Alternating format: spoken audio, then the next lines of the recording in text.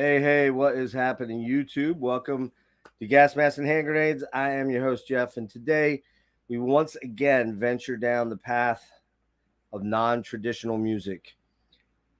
These genres are often referred to as experimental, avant-garde, music concrete, or electro-acoustic, ambient, dark ambient, things of that nature. So, as I said back on my intro for the Daniel Menchie interview on Saturday, ever since the very early 2000s, when I was introduced to these genres by Steven Wilson and his Bass Communion project, which, by the way, my guest today did an extensive remix of the third album, Ghost on Magnetic Tape, and that is probably why I'm sitting here today.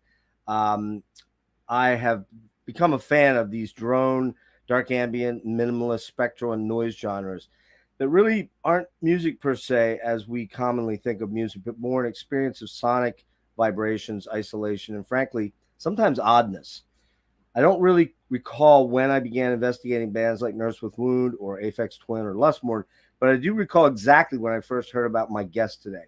It was in the early 2004, I believe, when Wilson and Bass Communion released their third album, Ghost on Magnetic Tape, with the first 250 copies that included a remix of the entire album. And that remix confused me, terrified me, but mostly it intrigued me about this man's work, and I was off and running. At that point, I bought all of his back catalog, which at the time wasn't all that deep, not like it is today. And I stayed a faithful buyer until about 2013, when my life and financial situation changed. And I also drifted a little bit away from this type of music regularly. In recent months, I went back to these albums and artists and rediscovered my love for this strangeness, and was a bit mind-blown to see the sheer volume of work that my guest has produced since I had dipped out for a while. And most of all, it is as warped, disturbing, humorous, and strangely beautiful as I remembered it. He currently has 190 releases or credits on Discogs, encompassing full-length albums, singles, EPs, compilations, miscellaneous items, and appearances. Looking at his actual website, it's 141 releases, I believe. He'll correct me, I'm sure, if I'm off. And he works at the speed of light, it would seem. And frankly, I'm wondering if it's magic, sorcery, or perhaps an event horizon like bending of time and space and the space continuum. Let's get him in here and see if we can find out what the hell is going on. Please welcome Mr. Andrew Liles. How are you, dude? I'm good. How's you? Good to see you. Good to see you.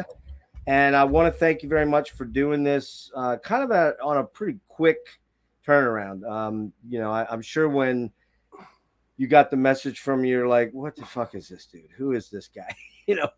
Where did he come from out of nowhere? And the weird part of it is that I'm not really out of nowhere. I was hiding in the weeds somewhere for many, many years. So been a fan since, like I said, since that remix of Ghosts.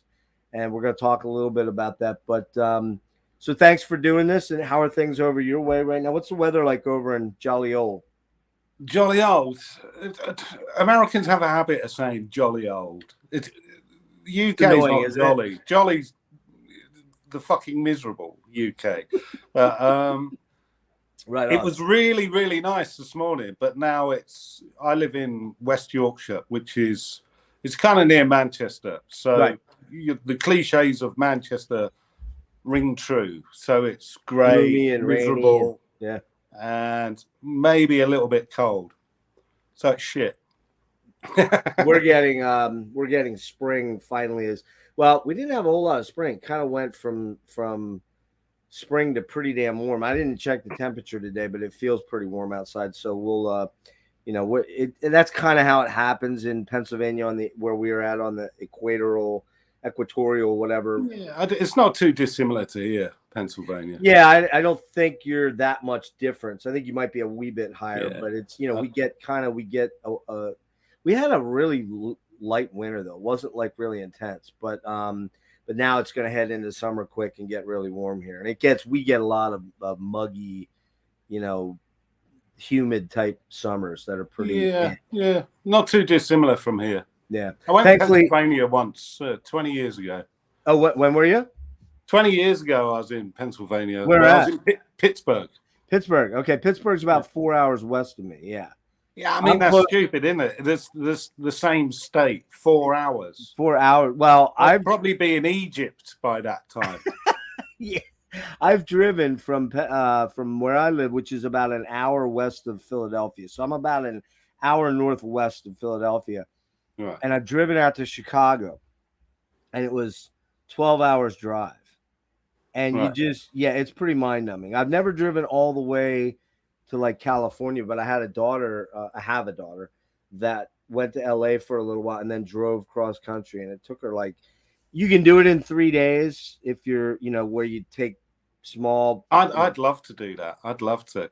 I can't drive, so someone Oh, really? would have to drive me to do it. You've never driven? No, I was either too drunk or too stupid. So, but I lived in London, so I didn't need to drive. You didn't need to drive. Yeah. No.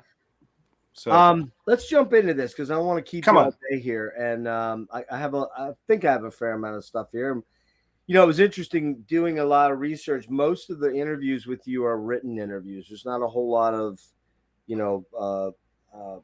video interviews at all. And the only one that I could find on YouTube was, I believe, with a young Scottish guy. And that was maybe 2 years ago.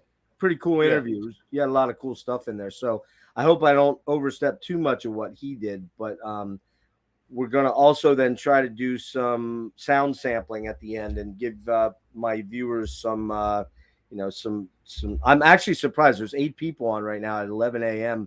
my time. So they're probably all Europeans at this point. But that's cool. Hello, 8 people. What's that? Hello, 8 people. Yeah. Hello, guys. Thanks for popping in. Dip into the chat if you want to while you're watching and drop some questions. And if I can accommodate some of them to Andrew, I will do so. So we talked about this a little bit. Tell me about your first formative memories of music and how that early exposure to music affected you. And specifically, you watched the Daniel Menchie. You said you watched a little bit. Yeah, I saw a bit of Daniel. So you kind of already know my little bit here. Yeah, I know the score. Yeah. So essentially, the things that we're close in age. We're only a couple years apart. So we grew up in the 70s, albeit in different continents, different parts of the globe. But a lot of the same music was probably transatlantically getting over there. Maybe not. I don't know. But tell me a little bit about some of the first things that you remember, maybe some of the first songs you remember and things of that nature.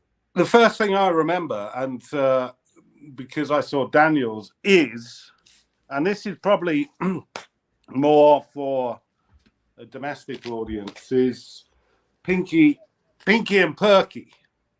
Right? This was like kids' entertainment kind of shit, Right. There's a better view of it. Yeah. And it was a TV show that started in 1957. And it was basically some puppets on strings with high-pitched voices.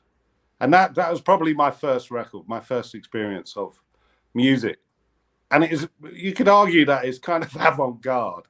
But in the 70s, kids' TV shows in the UK were really fucked up.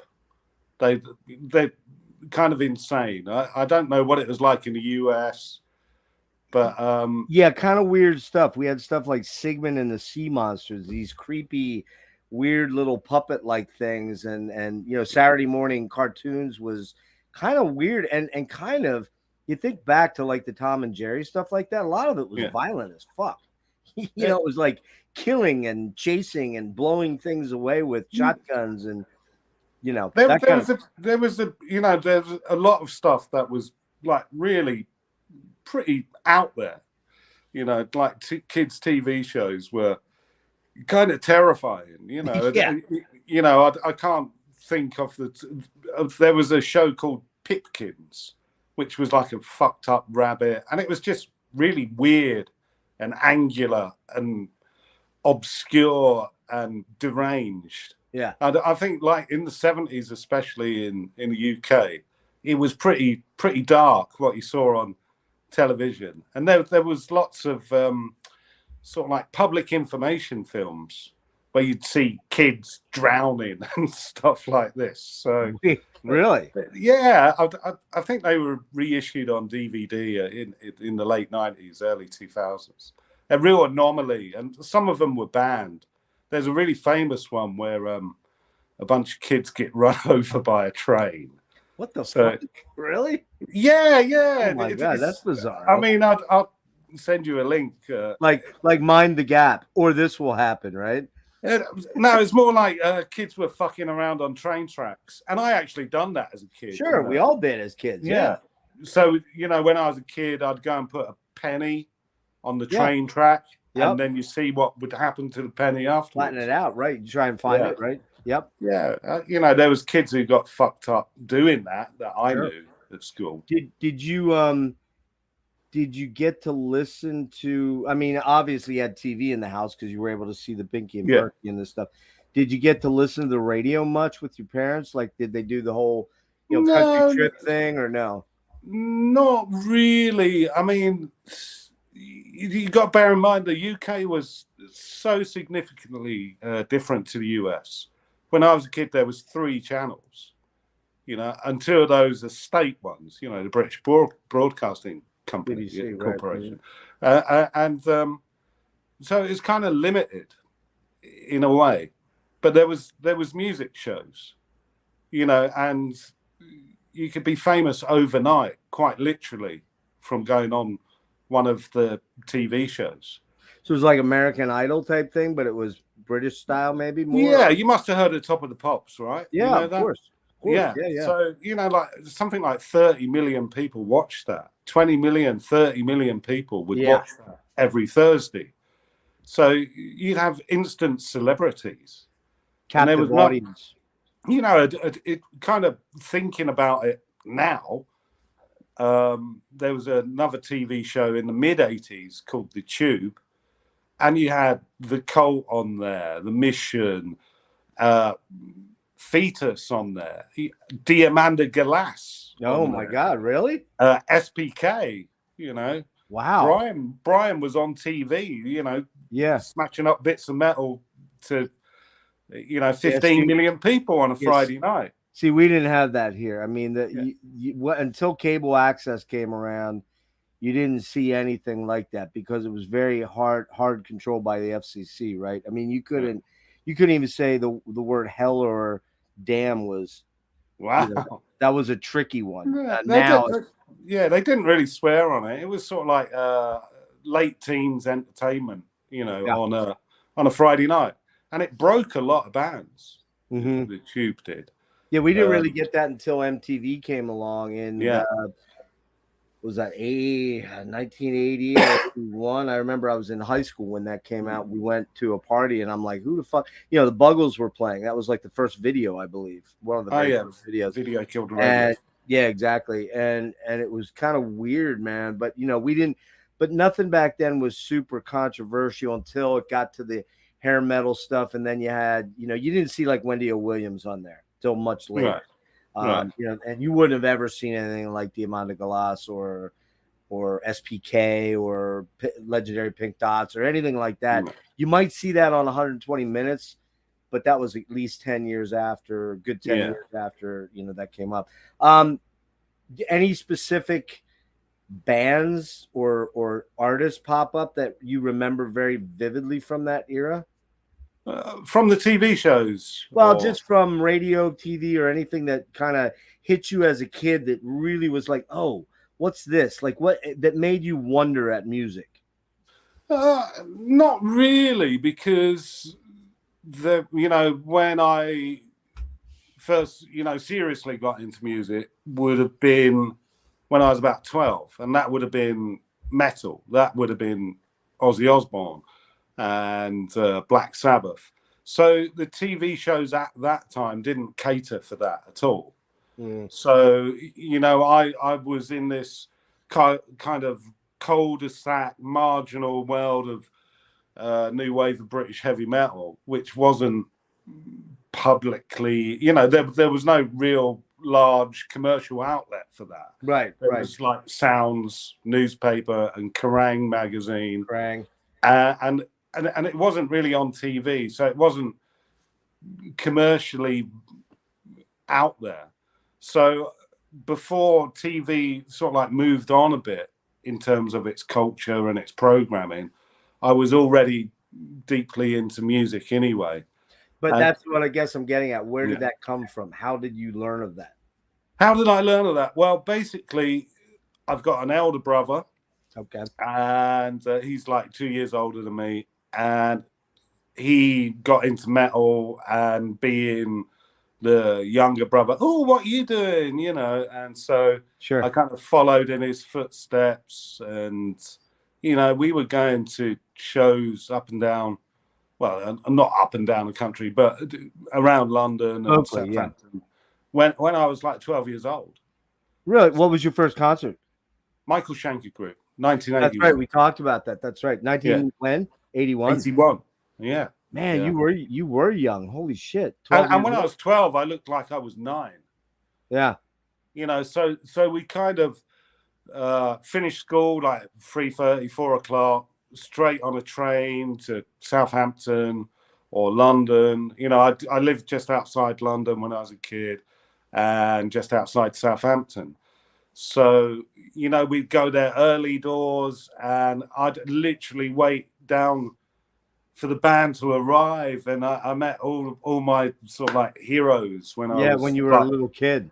Yeah, so Matthias That's cool as hell. Yaps and Rory Gallagher and Saxon and Judas Priest. You know, I was just hanging out by the stage doors. You know, that's fucking like cool as hell, man. 4 or 5, and I had my sort of like denim jacket all signed by the guys that I loved, and it was totally my life. You know, now that was pre battle jackets, right? You didn't have the patches yet because they weren't doing. Oh yeah, it had the patches. Oh, they had the patches. Yeah, okay. Yeah. Cool, man. That's fucking rad. But the patches were kind of shit, you know. It's sort of like compared to today. Yeah. No, but the thing was, you could only get certain types of bands. Yeah. So I'd have on my battle jacket, I'd have sort of like Kiss that I didn't really like, but it was a cool patch. Well, here's the thing. So your first concert was MSG. I got you beat by 2 years. My first concert was 1979. Sam Houston Coliseum, October 25th, 1979. I know it like it's part of my DNA. It was Kiss for the Dynasty tour. Wow. Yeah. Wow. I was a massive Kiss fan from Alive to Dynasty, and then I just virtually never again picked up a Kiss record. Because it was what's the disco song after that? Well, I Was Made for Loving You, but I mean, yeah. But it was they just weren't cool anymore, and I'll tell you why. Because I discovered Rush, and it was over at that point. I'm like, Rush. Really? So Rush in your imagination are cooler than Kiss? Dude, I am a fucking mega Rush nerd. I've seen them 36 times. Got to meet Geddy and Alex. Besides the birth of my children, meeting Geddy and Alex was like meeting gods to me. It was like, oh my God. I was like, amazing. So fucking cool. But yeah, so Rush on the Permanent Waves tour 1980, February 2nd, 1980, I saw them at Sam Houston Coliseum. And then it was like Triumph and a lot of those late 70s, early 80s. Triumph. Triumph, man. Love Triumph. I live for the weekend. That was the tour I saw, Progressions of Power, man. Okay. So yeah, man, that was my life. You know, I love that shit. I didn't have the battle jacket though. I never had a battle jacket, crazily. I don't know why. Got 1,000,001 of these kind of shirts that hanging in my closets, but I never went for the battle jacket. So what was your first instrument then? Was it guitar? Well, again, my brother went out. He bought an electric guitar. He would have been maybe 16 or so. And 16 is probably different to the US again. 16, pretty much everybody in the UK gets drunk. So they go to the pubs or get a bottle of cider and drink in a park. So he was going out getting drunk, and I was at home playing his guitar. So he had an electric guitar then, and basically he went out. I played his guitar, and I got an acoustic guitar for Christmas. Sometime after that, my parents got me, like a nylon string guitar. Oh, okay. Yeah. And then did you ever go through the whole piano lessons thing or anything like that? No, not at all. It's sort of like my brother would go out and buy sort of like songbooks with all the stuff in it, and he could never understand it. I could never understand it. I think he went cold on the guitar and just carrying on being a teenager and meeting girls and getting drunk and doing what they do, and the kind of guitar was left to gather dust. Yeah. But that's where things changed for me. I kind of adopted his guitar, and I figured out ways of tuning it intuitively. You know, I could play sort of like the wild thing on one string, you know, that kind of thing. Right. And I figured that if I tuned the strings to be sympathetic to one another, I could bar it. So, and that's, I guess, where I started making music. So I kind of found fast track ways to make music. And then I discovered sort of like guitar pedals, and all of a sudden I could sound like Eddie Van Halen without ever having a single guitar lesson. How old are you now at this point? I was probably 14, 15, something like that. It was long before I'd heard of, you know, open chords or anything like that. I just sort of like, oh, if I tune this to this, you know, it sounds like that, and it's trial and error, you know, and just monkeying around. Yeah, I mean, I had all the time in the world. You know, I wasn't especially, well, you know, what kid does go out so much when they're 14? So I had, you know, all evening to listen to records and fuck around on this guitar. Yeah. You know, so I was just barring everything and making up guitar tunings. Yeah, making noise. Yeah. Yeah. Did you you get? I know the schooling's a little different in the UK than it is to the US. When do you finish primary school's high school, right? No, it's all fucking different now. It's sort of like year 12 and all this shit I don't understand. So basically, how old are you when you graduate, like high school? Well, I don't know what it is now or whatever. I can tell you mine. Yeah, I went to infant school, which is sort of like 6 through to, I don't know, 8. And then junior school, which is 8 to about 11. And then senior school, which is 12 to 16. So you get out of school when you're 16 years old? Yeah. I left school at 16. No qualifications. Well, I got an O level in art, so I left school with no education really. Did you go on to any like college, what you would call college here, university? Well, what happened was I left school at 16. I was a postman until I was 21. Yeah, and then I moved to London and I got into university as a mature student at 21, you know, that old. Yeah. So then I done a degree. But I think at the time universities were being paid to take older students. So I got a higher education that way. And what was it in art or? No, it's in cultural studies. Cultural studies, okay. Which is kind of sociology, right, type thing. But now at this time, are you doing any bands between? Like, do you ever have an official type band that you join, or anything like that, where you're? When I was like 16, me and some friends, we started a band called Martyrs of Tragedy. And it was kind of based on, I thought of the name. It was based on a Richard H. Kirk song called Martyrs of Palestine. So, and I thought, and I was the kind of singer, guitarist in that. And I was still doing my kind of barring in that. And the other guys were a bit more formal, I suppose. You know, I could do this, but never play another tune, you know. And, you know, we split up, but it was, you know, so we split. And I said, I'm going to go fucking solo. I'm going to go solo now, Yeah, so. Which you did. Did. Yeah. Richard H. Kirk, Cabaret Voltaire, right? Yeah. which is an interesting inspiration because I think I've never heard anyone ever say that before. But you know, I mean, not as far as being in a rock band, being a Richard H. Kirk inspiration. What are you listening to at this time? Like, what other than are you listening to metal? Right, you listening to Well, Maiden and Priest and bands like the that. thing is, because I knew you're going to ask about music, so I can give you a timeline. I can give you a visual timeline. Ah, cool. So the most important albums for me is, we're going to talk about that again in a few minutes. But Diario de un Loco, yes, Diary of a Madman. Diary of a Madman. Yep. Yeah. That was when I was, like 12.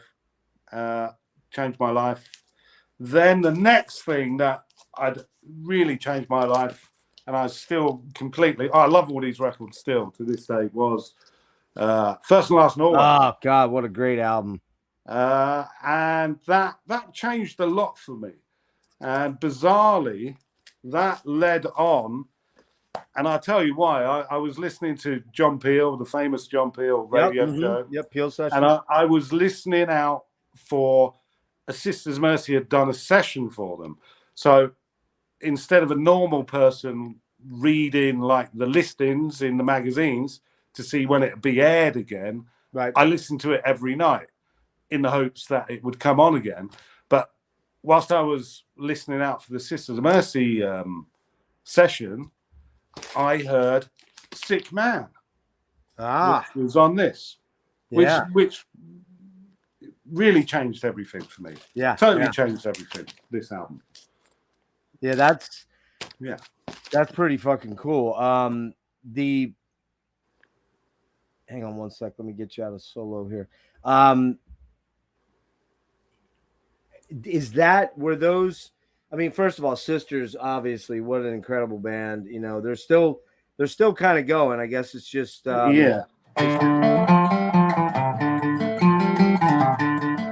you go. Yeah, man. And I mean, and then of course, coming off of Sisters of Mercy, you have Mission UK. Wayne breaks off, and Wayne and Simon, I think, started. I think was Simon in. It was Wayne and Craig Adams. Craig Adams, right, Sisters. Yeah. And I started Mission.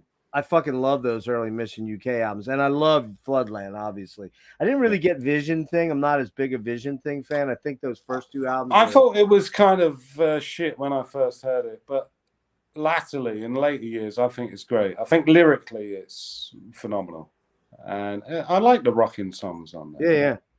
Yeah. He what the fuck's his name? Andrew Eldridge. Andrew, thank you, Andrew. Yeah, Eldridge is, you know, it's crazy that he's still out there doing it. I mean, it's just him and, you know, some other players, but they were just over here in the States. In fact, I think they're here now. I think I think they are. I follow them still, you know, so they're still in the US. Yeah. So what was the first album you bought? Do you remember? Like with your own money? With my own money. Album. I can tell you the single. Okay. Which was Bright Eyes. Bright Eyes. Bright Eyes. You know, from Garfunkel. Yeah. Turn the Other Way. Da, da, da, da, da. See You Cry. That one? No, not that one. It was from the movie Watership Down. It was a big hit in the UK. Oh, okay. All right. So that was the first single that I bought with my own money, and fuck knows, I was probably like 8 when that came out. Let me ask you this: Did you have any other aspirations to do something other than, as far as a career, other than what you ended up moving into when you got into becoming, I guess, what you'd say a professional musician? No, I mean, from where I come from, it's sort of like it's kind of a rock and roll cliche. The kind of only way out of drudgery, and it probably rings true all over the world, is either to do music or be a footballer. You know, you know, it's ridiculous to think that I'm even here now. You know. Yeah. Doing this for a living. I mean, it's just accident and happenstance and meeting the right people and the wrong people. Yeah. But no, I didn't know what the fuck I was meant to do in the real world, you know. Right. And I didn't give two fucks about the real world. I kind of lived in my head, kind of still live in my head. And I think a lot of, it depends what kind of music that you're doing. You know, I guess there's sort of like a kid who wants to be a pop star, dresses up like a pop star, makes pop music, and they've got that ambition. And I guess there's guys in rock music that are like that as well. Yeah. But, you know, me, I just make some weird fucking noises and some music, theoretically. Yeah, for sure. And it's just, I don't know, it's the meeting of some wonderful people that have facilitated things in my life, and luck and maybe a modicum of talent. I don't know. I'm just really fortunate, but I never had aspirations to be, I don't know, a manager of a fucking bank or something like that. Yeah, you never had like a grand plan. No, fuck that. I just tripped my way through life, you know, and just fell into a job and made some money and made some records and done this and done that. There's no great plan to my existence. You know, I'd be lying to you if I said, oh yeah, that's what I plan to do by the age. You know, you meet people and they say, by the age of 30, I'm going to own 4 houses. And yeah. So fucking what? You know, I don't know. I can't. There was no grand plan, and even if I wasn't earning a living out of music, I'd still be making it. Yeah, you know, I'd still be doing it. I'd still be trying to figure it out. It'd still be a mythological thing to me. I mean, music is to me. It's like how's that do that? Why is this do this? And it's an ongoing learning process and fun and irritating and all those things. Would you say you have an inquisitive mind as far as that goes? In musical terms or in the wider world? Or no, musical terms. Yeah, to up to a point. I mean, if I hear a record and go, how the fuck did they do that? I try and work out how they done that, you know, and listen to it again and again. I'm not necessarily on about, you know, someone doing an amazing solo. It's more to do with audio reproduction and a stereo effect or something. You know, it's like if I'd never heard the flanger before, you know, I'd work out how did they do that. It's a flanger, you know. That's a great segue, because I was going to ask you, you know, how and when you found yourself gravitating towards the kind of more eclectic sound manipulation that you're kind of known for at this point in time. Because was there a pivotal moment or an artist that pointed you in the direction? I guess Fetus kind of gave you a little bit of a push that direction. Well, it's entirely JG's fault, really, because I was fucking obsessed. You know, I heard Hole. I'd never heard anything like it. I thought, and still think it's one of the most fantastic records ever made. So what I did, because JG Furwell was associated with so many bands, I go, he's on this record by Nurse with Wound. He's on this record by yada, yada, yada. So I'd go out and track down those records. And that's how I discovered Nurse with Wound, because he was on Brain by Fallen Masonry and Sylvie and Babs. So I bought those, and then I thought, this band's great. So I investigated them further. And then he produced the Coil Scatology album. And I thought, this is great. So I carried on buying their records, and it's sort of like House of Cards kind of thing. Jim Furwell, everything leads back to Jim Furwell for me in terms of discovering whatever we want to call it, the more eclectic left field artist comes back to Jim.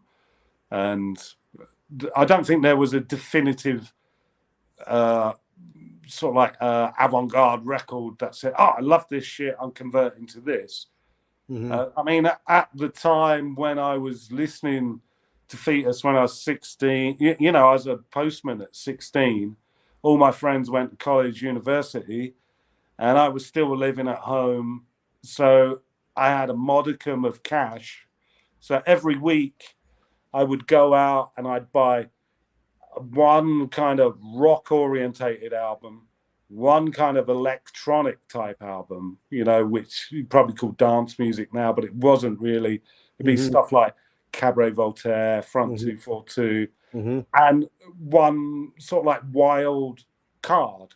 Yeah. So I'd buy sort of like religiously buy a rock record, a kind of electronic record, and then something totally random, whether that's Memphis Slim or a harmonica album or whatever. So I've done this for weeks and well, months and maybe years. So Yeah, collection. So it got bigger and bigger, and you know there was a lot of shit records in there as well. Sure. So you know, not to say I was wealthy by any stretch of the imagination, but I had a modicum of disposable income that my peers didn't, because they were all at college getting an education, and I was drinking my wages away, you know. Drinking and gambling and doing drugs and buying records. There you go. Every Saturday I'd jump on the train, go to London. I'd go to a place like Vinyl Experience and Virgin Megastore there on the corner of Tottenham Court Road. It was amazing at the time. Really fantastic record shop. So I'd go there on a Saturday morning, buy 3 albums or a 12-inch an album, get home, listen to those 3 albums, then go out and get slaughtered, get drunk, and then repeat the process on a weekly basis. Yeah. So no, I can't say I did that exactly. I mean, I did some of that for sure. But I mean, I guess I was wondering if there was. So it sounds like it was kind of a perfect storm of, you know, experiences that you're getting into. You're not just, and also you're not a one-dimensional kind of guy. You just don't go, okay, it's just the new wave of British heavy metal I'm gonna listen to. I'm gonna branch out and be wide scope. Yeah. I mean, I think my sort of like dance with new wave British heavy metal, I kind of grew out of it quite quickly. As soon you know, you got to rewind. You're old enough to remember when Venom come out. I thought they were kind of a joke, you know. So did I back in the day. Yeah. And then like Merciful Fate, and I thought like this is just fucking ridiculous. Celtic Frost, Hellhammer, you know, Mayhem, stuff like that. Yep. Yeah, and you know, in hindsight, I can see the beauty of it, and I enjoy it, and I love that, you know. That's my buddy Rick. All right, bye. Cheerio, gents. What's up, Ricardo? What's happening, buddy? So it's you know, it kind of became comical, really. You know, even like when Metallica come out, I thought, what a ridiculous name. You know, Metal Metallica. You know, so it kind of lost its kind of intrigue to me. And bear in mind, you know, when I got into it, I was real young. You know, I was 12 years old. That's true. Yeah. And then, you know, you mature, and, you know, I got to like 14 maybe, and there was a wider world out there. Yeah. And, you know, you just kind of fell into these things. But it was literally just me. Nobody held my hand and said, oh, you got to listen to this. I kind of discovered it intuitively. You know, did you read the British myself up? But, did you read the British mags like Kerrang and NME? Yeah. I read all of those. Yeah, I used to steal them. there was three papers that come out on a Wednesday. It was the NME, Melody Maker, and Melody sounds. Yeah. A Melody Maker was marginally larger than the NME and sounds.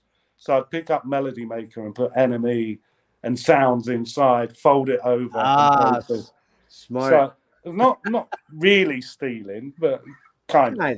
Just sort of Yeah. borrowing. Yeah. Borrowing, right? Yeah. Yeah, I mean, I was a religious Kerrang guy back in the 80s, in high school, and that opened a pretty big world to me. Like, for example, you know this as well, that anything that was coming from over UK was an import back then. So you'd be paying through the nose for a lot of that shit, and I would think it would be the exact same deal for UK to get like Metallica or Exodus or things like that, right? No, maybe not. I think who were they on at the time? Was it Metal? Well, Metal for Music for Nations was. Oh, that's it. Music for Nations. No, I think they had good distro in the UK. Okay.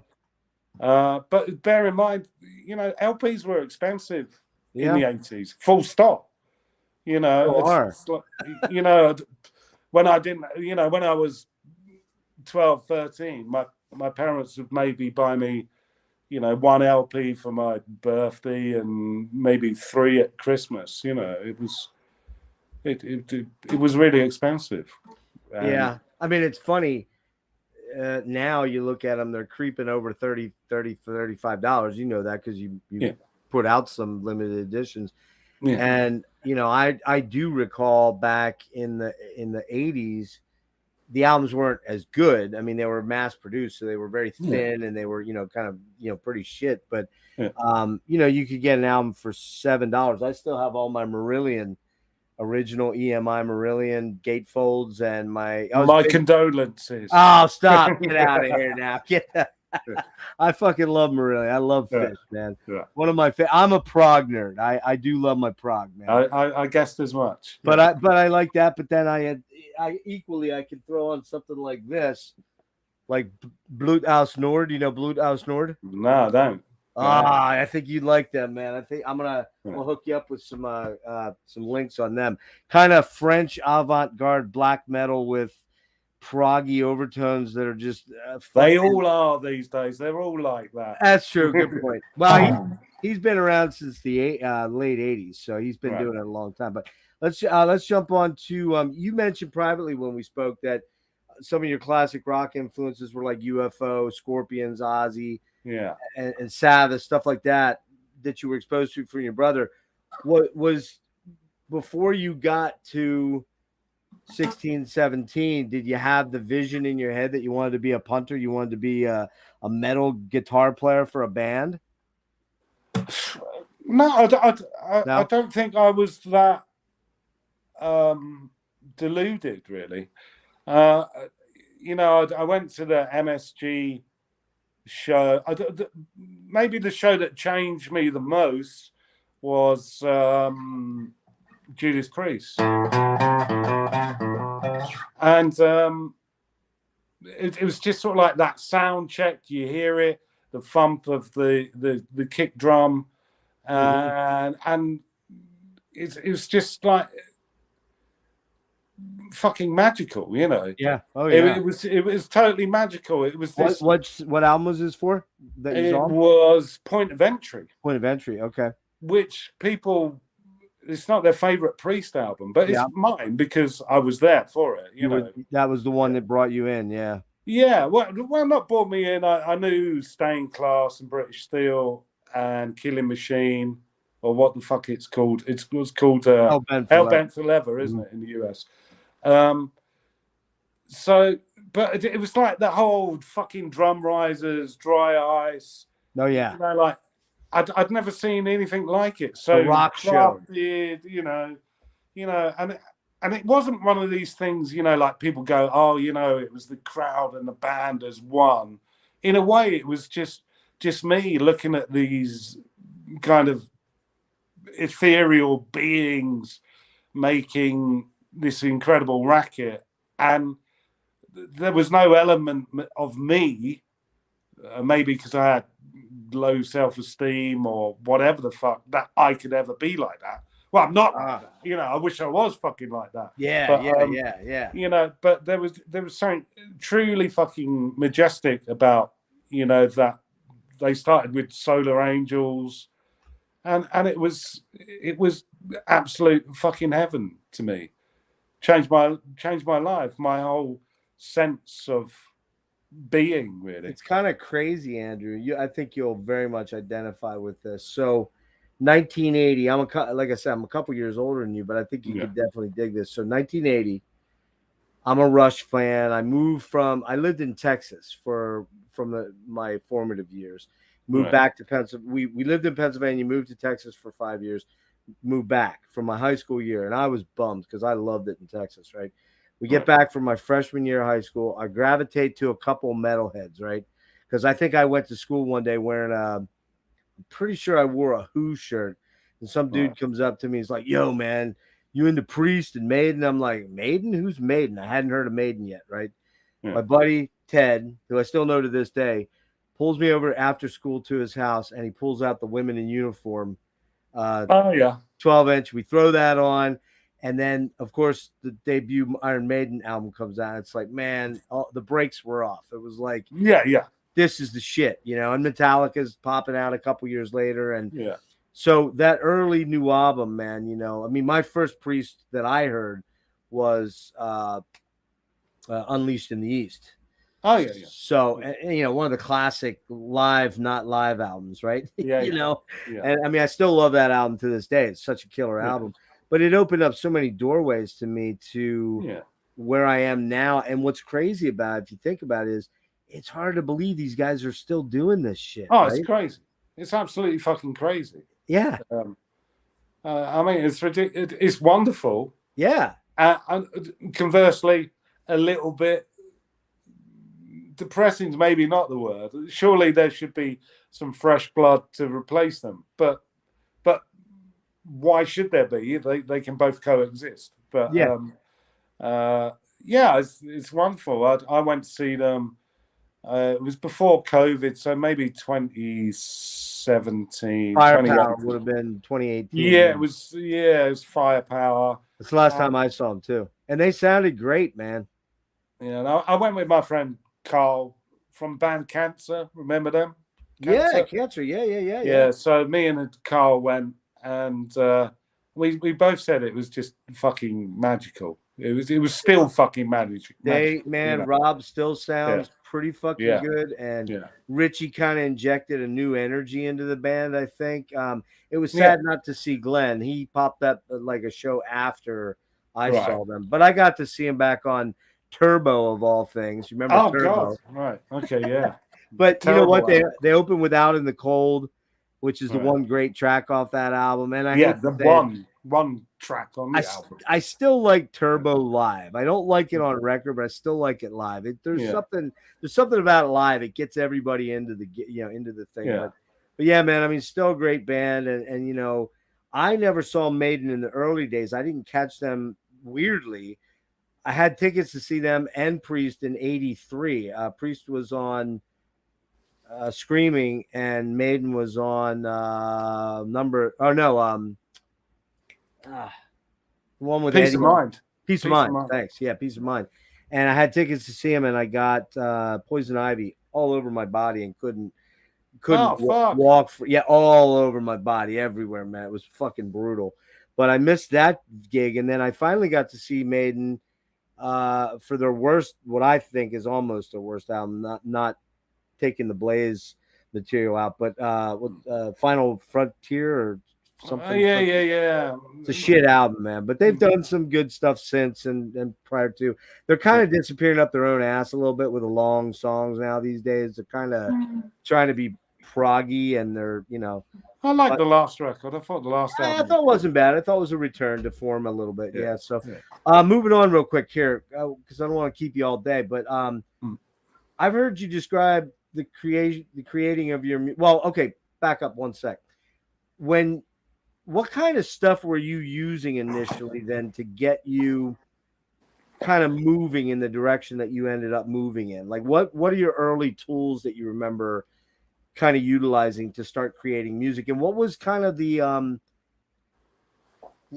goal back then initially, other than to make noise? Was there a goal at all other than that? I can tell. Start with first things first. I was using a Boss Dr. Rhythm drum machine. This was like when I was 16, maybe 17. Guitar effects. I had an SK1, which was like a real cheap sampler, the first kind of sort of like throwaway sampler, and tapes. And there was no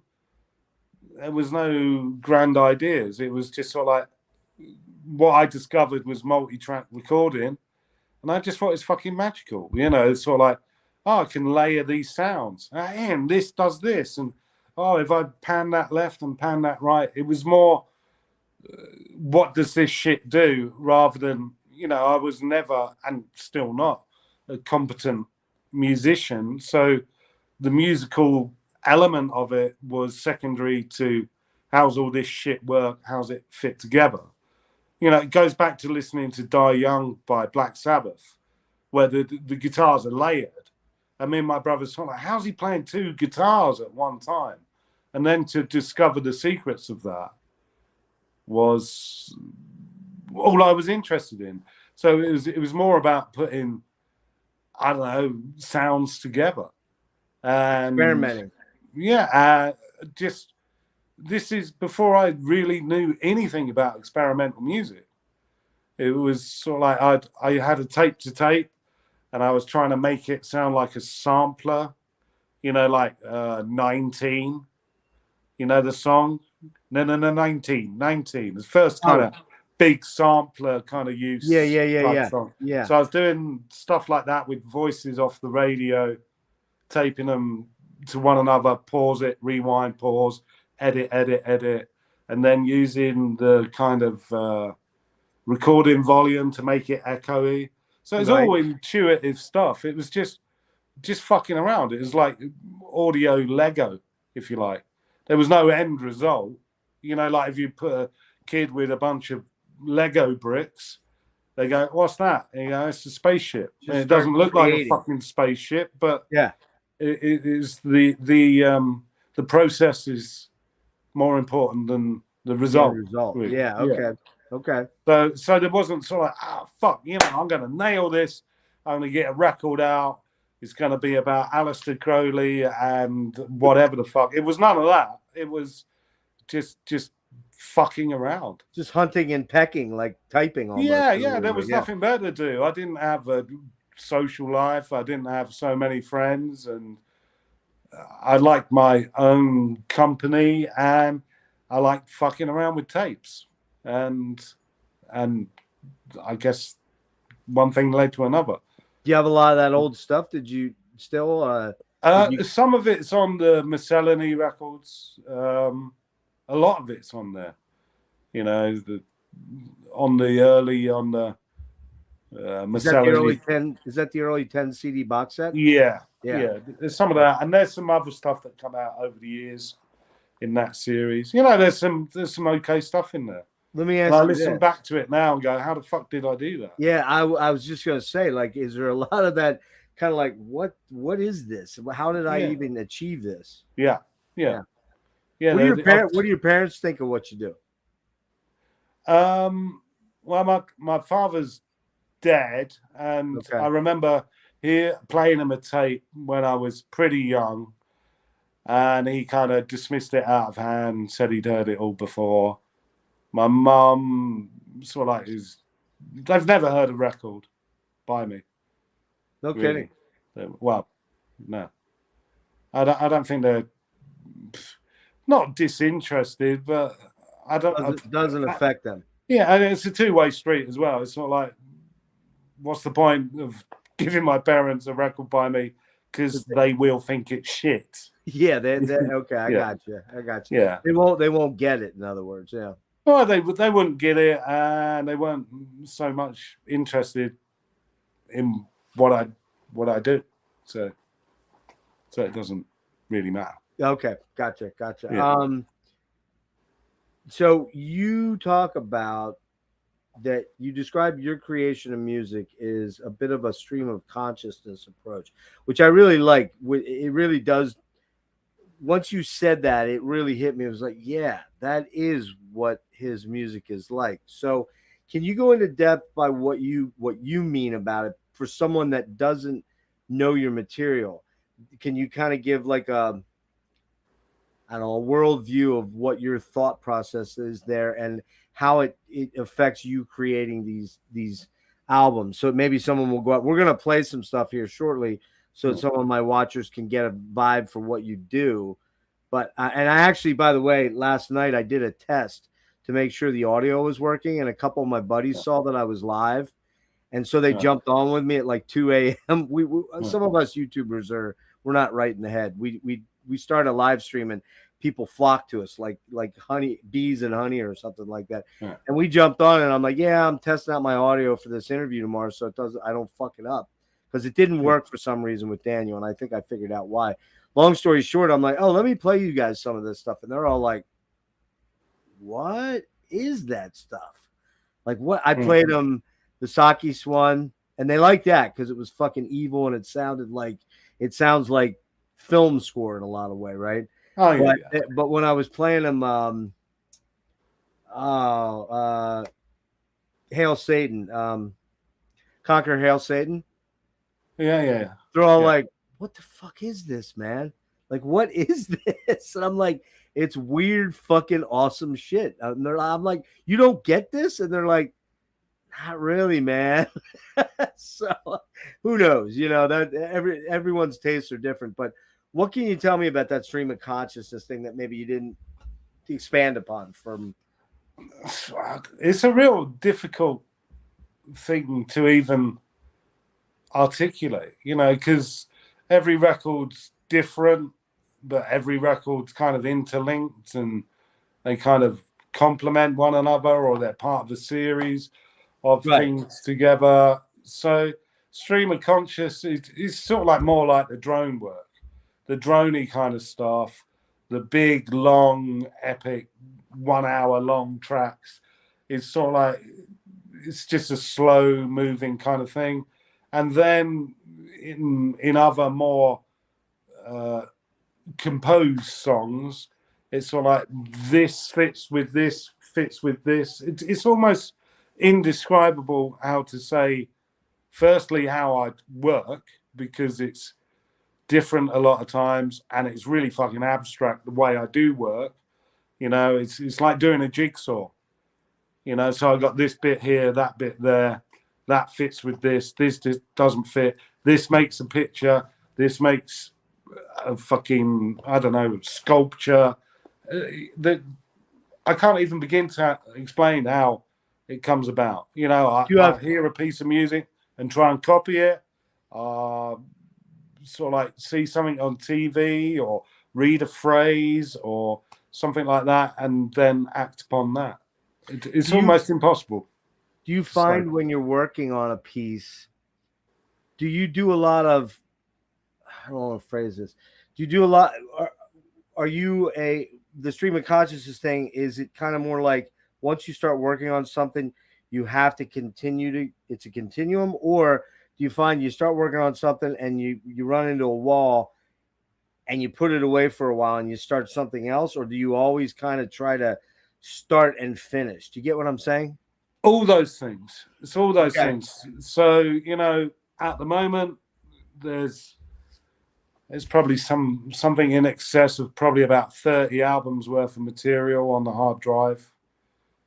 And mind-blowing.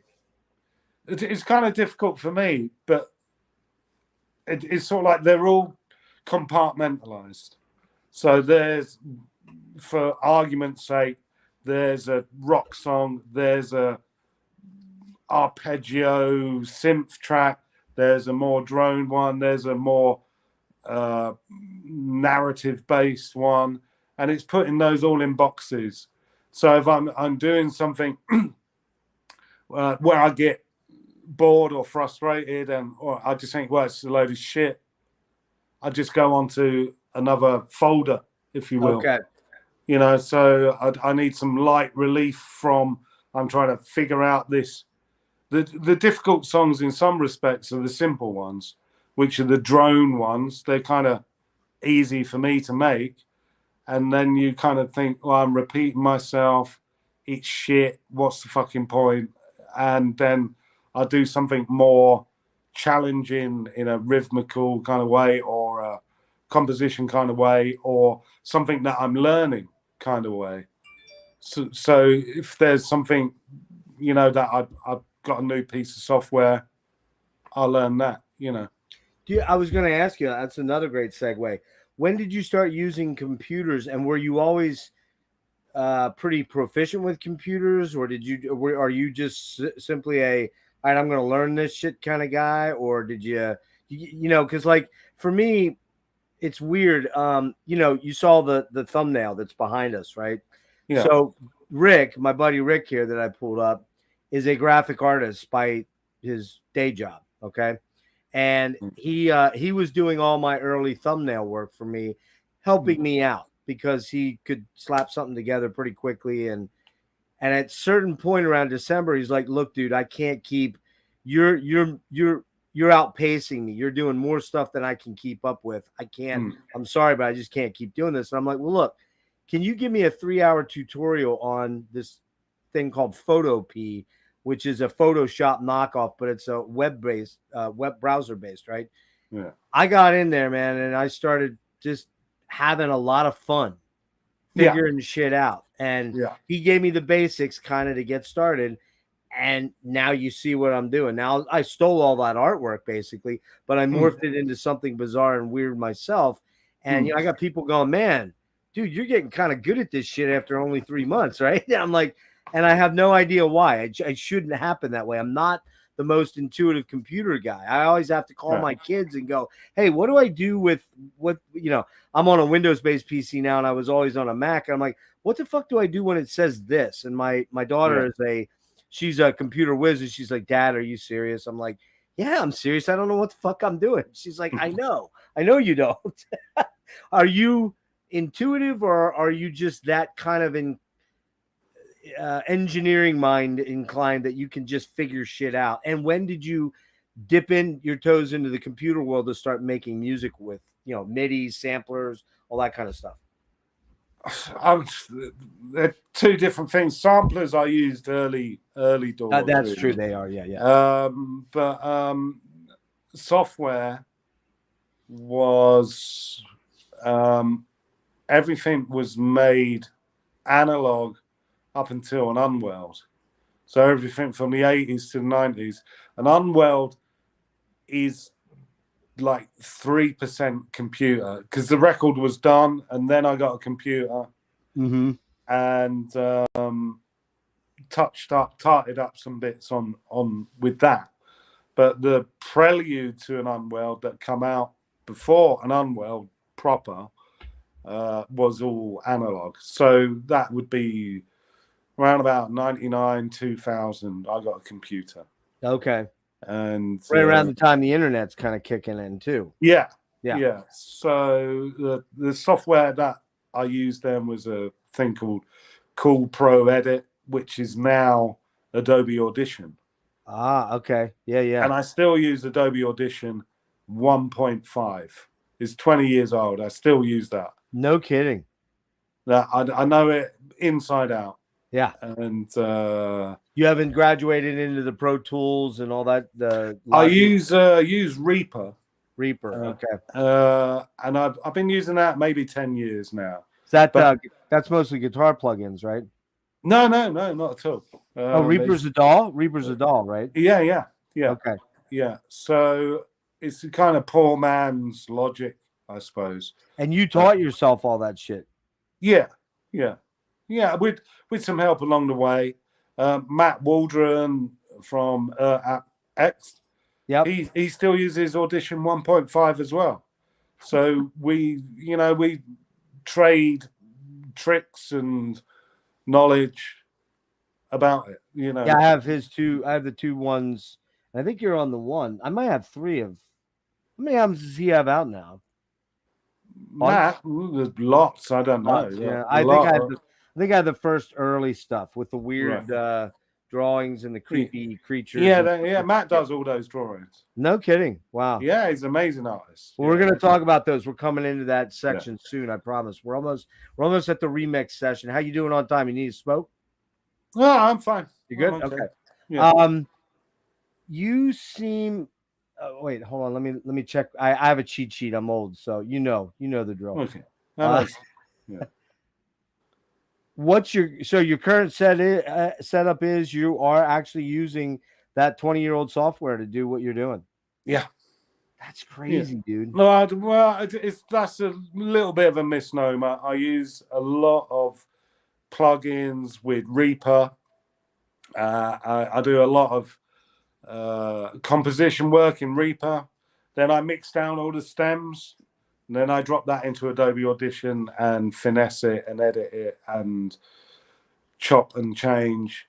I do the finalizing with Audition and some editing, a lot of editing with it. Do you literally treat this as a day job where you're up every day working on something, or? Absolutely, yeah. Okay. Absolutely. Yeah. Like we rewind, I was a postman at 16.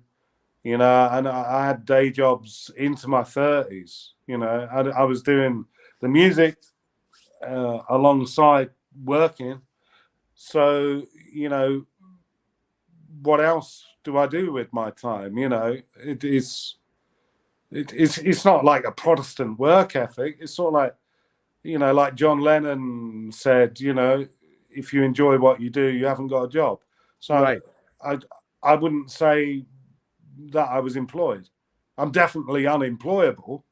I mean, I was sacked from my last 2 jobs. Okay. Yeah. So yeah, I mean, less so in the last couple of years, maybe, but it's normally, I can still get excited. I can still go, I've got that new bit of software. I've got that song finish, or I got to do this for this person, and I can still get hard on about it. I still enjoy it, and some, it's like anyone, you do something every day for decades, have good days and bad days. Yeah, sure. But when I'm on one, when I really want to do something, it's sort of like I do 16-hour days, don't wash, don't drink, I get really fucking into it. And that's awesome. And sometimes I think, fucking why, Yeah.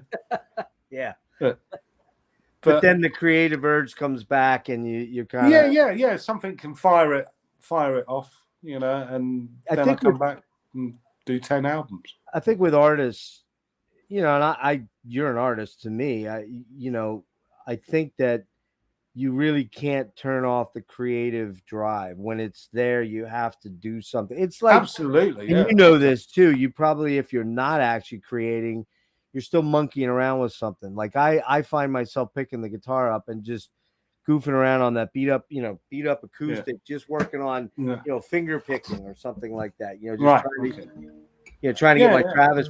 Yeah.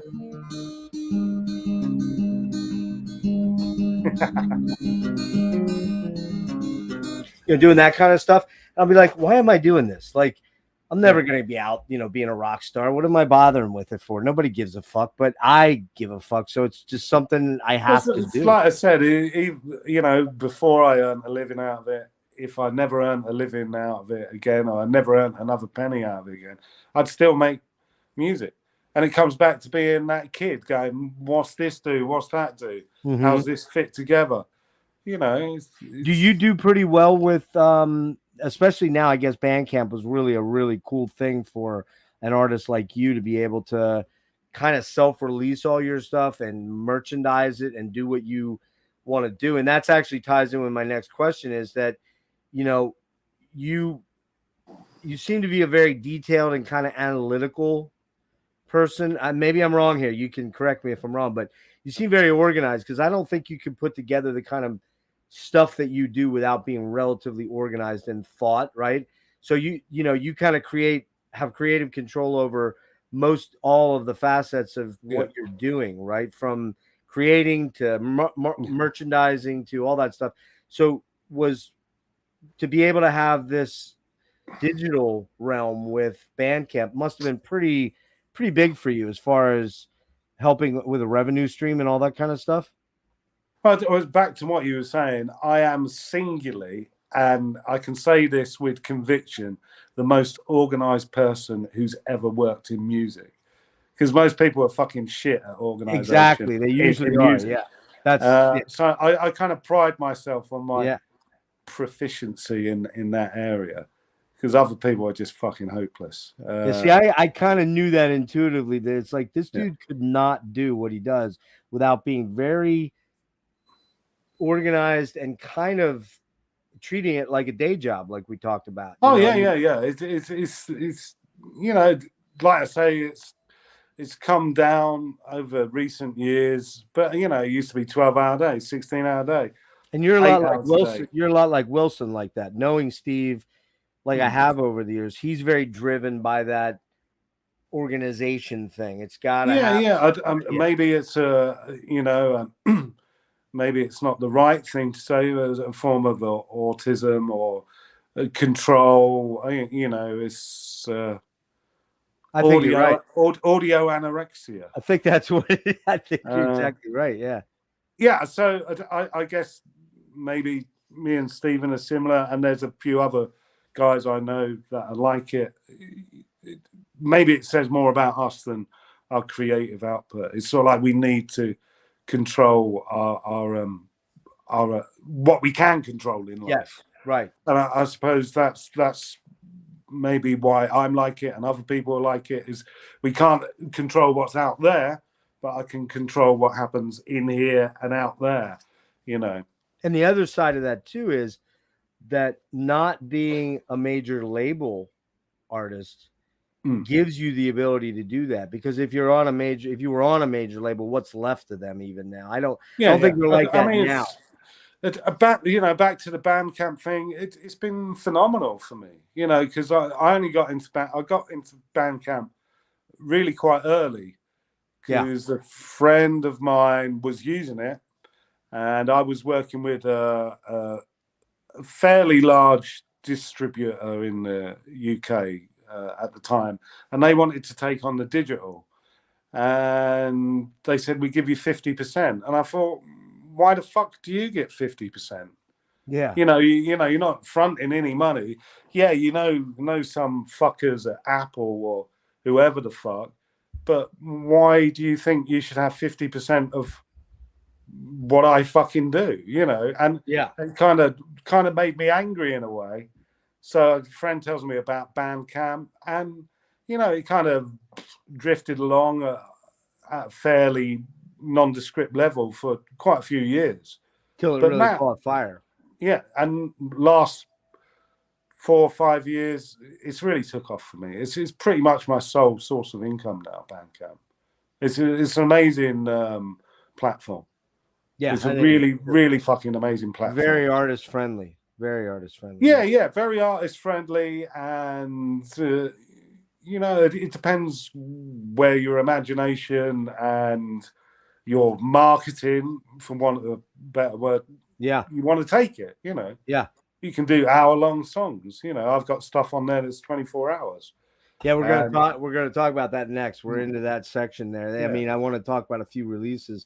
Yeah, I wondered about that because, you know, I talked a little bit with Daniel about that too.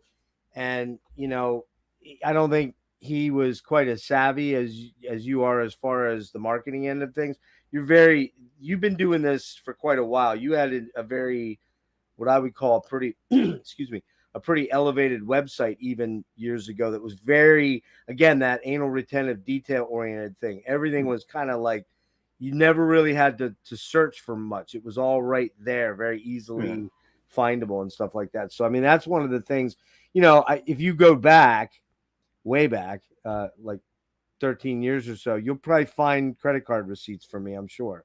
You know, buying stuff from you way back, PayPaling it way back when, you know, which is crazy. But so let's talk a little bit about your remixing. You do quite a bit of remixing, and how you doing on time? You all right? Yeah, I'm fine. Okay, cool. Good for you. So remixing, do artists or even labels, or these smaller labels, obviously, do they typically reach out to you, or have you reached out to an artist, or how's that generally work for you? The only one, and in a way, I wouldn't say it is reaching out. The only one that I've instigated was Ghost on Magnetic Tape. Oh, you did instigate that one? Yeah, because Stephen had been buying my music for a while. We've been in touch for a while, maybe a year or so, maybe longer. And, I sent him my stuff. Well, he bought my stuff, and he sent me Ghosts. And for fun, I remixed one of the tracks. And he said, oh, this is great. How about doing the rest of the album? And that's how that one happened. So that's a little bit of a two-way street. Mm-hmm. So I I was doing it for fun, and here's what I've done with no kind of grand ideas about it being released. And but that's the only one. Everyone else has approached me. Yeah, and then I think I may have goofed on that. I think I said 250. Was it 300? Sorry, the initial release, they came with that bonus disc. It was either 250 or 300, I think. Yeah, it was reissued a few times. It was reissued, and then they started to include it as a secondary. Yeah.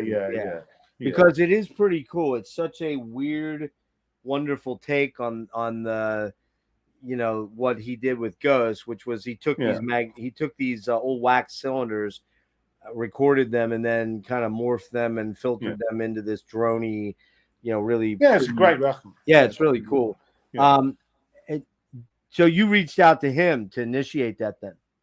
No, not really. It wasn't a question of reaching out with any view to release it. It's sort of like, hey, I fucked around with this track. Here it is. And, there was no sort of like idea to release it. And that came from Stephen. He said, do the other 3 tracks and we'll release it. And I said, yeah, cool. Fantastic. Was that your first major? What was your first major remix that you did? Do you remember? It was Ghosts. That was it. Okay. Ghosts on Magnetic Tape. Yeah. And that kind of opened some doors for you a little bit then, as far as doing some new stuff? No, not really. No? No. That was it, and then it just dried up for a while? No, it didn't. Thankfully, nothing's really ever dried out. No, I mean, this is 2004. That's before I worked with Nurse with Wound and Current 93. Yep. I had a bunch of my own stuff out, and then I hooked up with Nurse with Wound, and then skyrocketed is not the right word, but there was a big rise from working with Nurse with Wound. Okay, so I wanted to hold off. I want to hold off on that. That's the next topic after I finish up the remix thing here.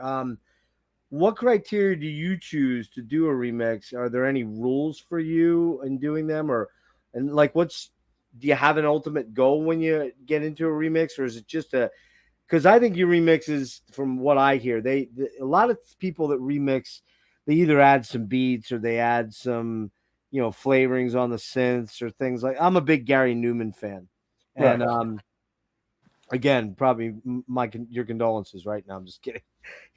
I love Gary, man. Yeah. But there's a couple. He did a remix album. I think it's called. I see the name and I can't think of it. Hybrid, I think it is, and it's cool because it's cool, but a lot of the songs are still very recognizably what the songs were, right? Right. Okay. With you rarely can ever recognize what the original song was. So I gather that's already a partial criteria right there, right? You want to completely get in there and just reimagine it. Is there anything you can add to like that?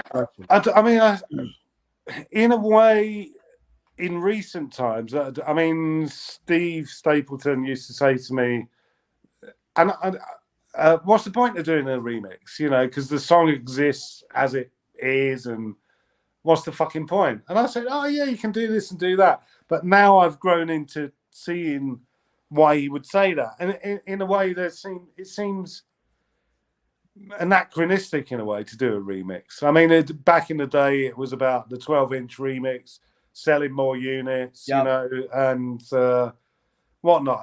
And it was a kind of cheap and effective way to do that. And then it got more eclectic and interesting in the 90s, with Aphex Twin being remixing everyone. Right. And back to Jim Furwell, he was remixing lots of sort of like hard rock bands and metal bands and stuff. And it became more interesting. And now I kind of concur with Steve and thinking, is there a great deal of point to it? So when someone's, not to say that I treat what people send me dismissively, I don't. I look at it, rationalize it, think about it. And, like if a noise band gets in touch with me and they've sent me a load of, yeah, I think, right, I'm going to stand this on its head and make it into like a disco song. I'm going to take one sample out of it and turn it into some break beats or something like that. And then people go, I didn't expect that. So it's partly conceited, partly contrived, partly doing what the fuck I want. Well, mainly doing what the fuck I want. So it's sort of like, someone's going to send me something and I say, can I do anything that I like with it? Some people say like, no, I want this, this and this. And sometimes I accommodate that. But most of the time I do what the fuck I want. Do you get a lot of remix work, or is that kind of sporadic? It's sporadic. It's dropped off over the years. Yeah. It's dropped off. I think it's less and less favourable and less in and vogue. less. It's not as in vogue as it was. Yeah, well, maybe, or maybe they think I'm shit. But I don't know. Like the current '93 remixes that I done were fantastic. Were amazing to do. That was great fun. They're all good fun. They're all different in their different ways, Right. And but there's rules to anything in life. So true. So like with my own material or other people's material, I don't think there's a remit. Now you mentioned something, and maybe you can't talk about it, but you just said you got something from Steve recently, right? Yeah. Is that something you can talk about at all? Yeah, sure. Okay. Yeah, I mean, this Oral Anagram was come out in 2003, and that's being reissued.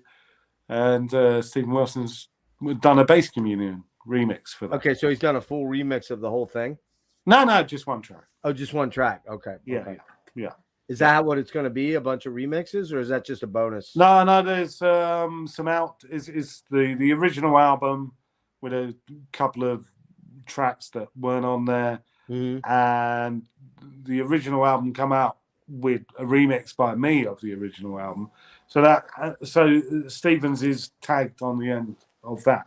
So it's a double CD with Stephen Severin's remixes and Stephen Wilson's remixes. Oh, nice. When's that coming out? Don't know. This year. Sometime. Yeah, sometime. Yeah. Cool. Let's move on to Nurse with Wound, and then we're getting close to the end. We'll get to the we're getting there. With Nurse with Wound. Now, I got into Nurse. I want to say it was Soliloquy, I think, but it might have. I just don't recall, but I know that I've gravitated more towards the ambient, pretty Nurse with Wound stuff, right? And stuff like Funeral Music for Perez Prado. I love that album, yeah. And I like the dub mixes on there and stuff. And I like Salt Marie Celeste and Udvar and those kind of things like that. And how long had you known about Stapleton and Nurse with Wound before you connected with them? Oh, the long time.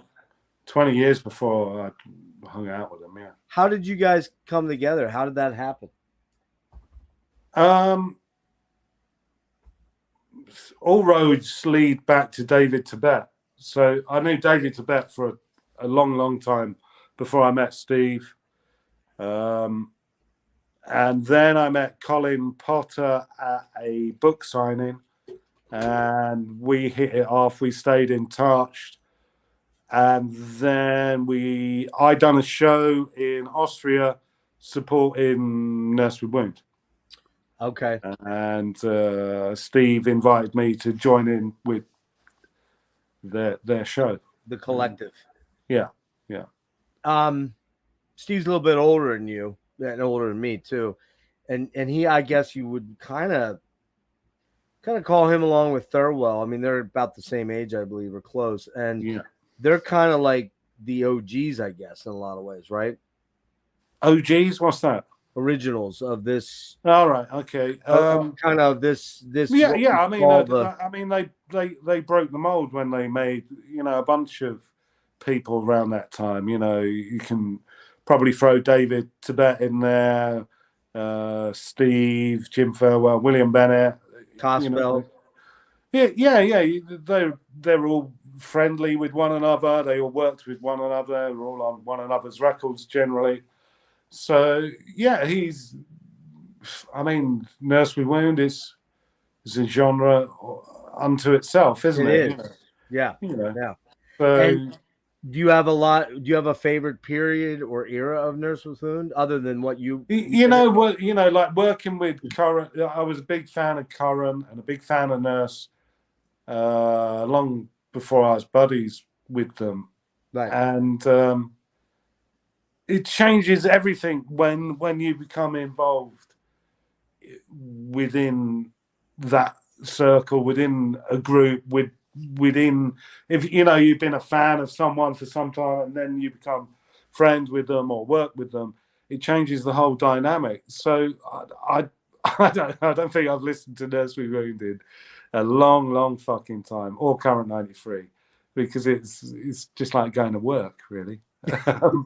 Yeah. So I mean, back in the day, Soliloquy to me is an absolute work of genius. I think it's a phenomenal record. Really loved it. Really different. Really pioneering. Mm-hmm. Then I guess in Spiral Insana. Yeah, there's a great one. It's a really, really fantastic record.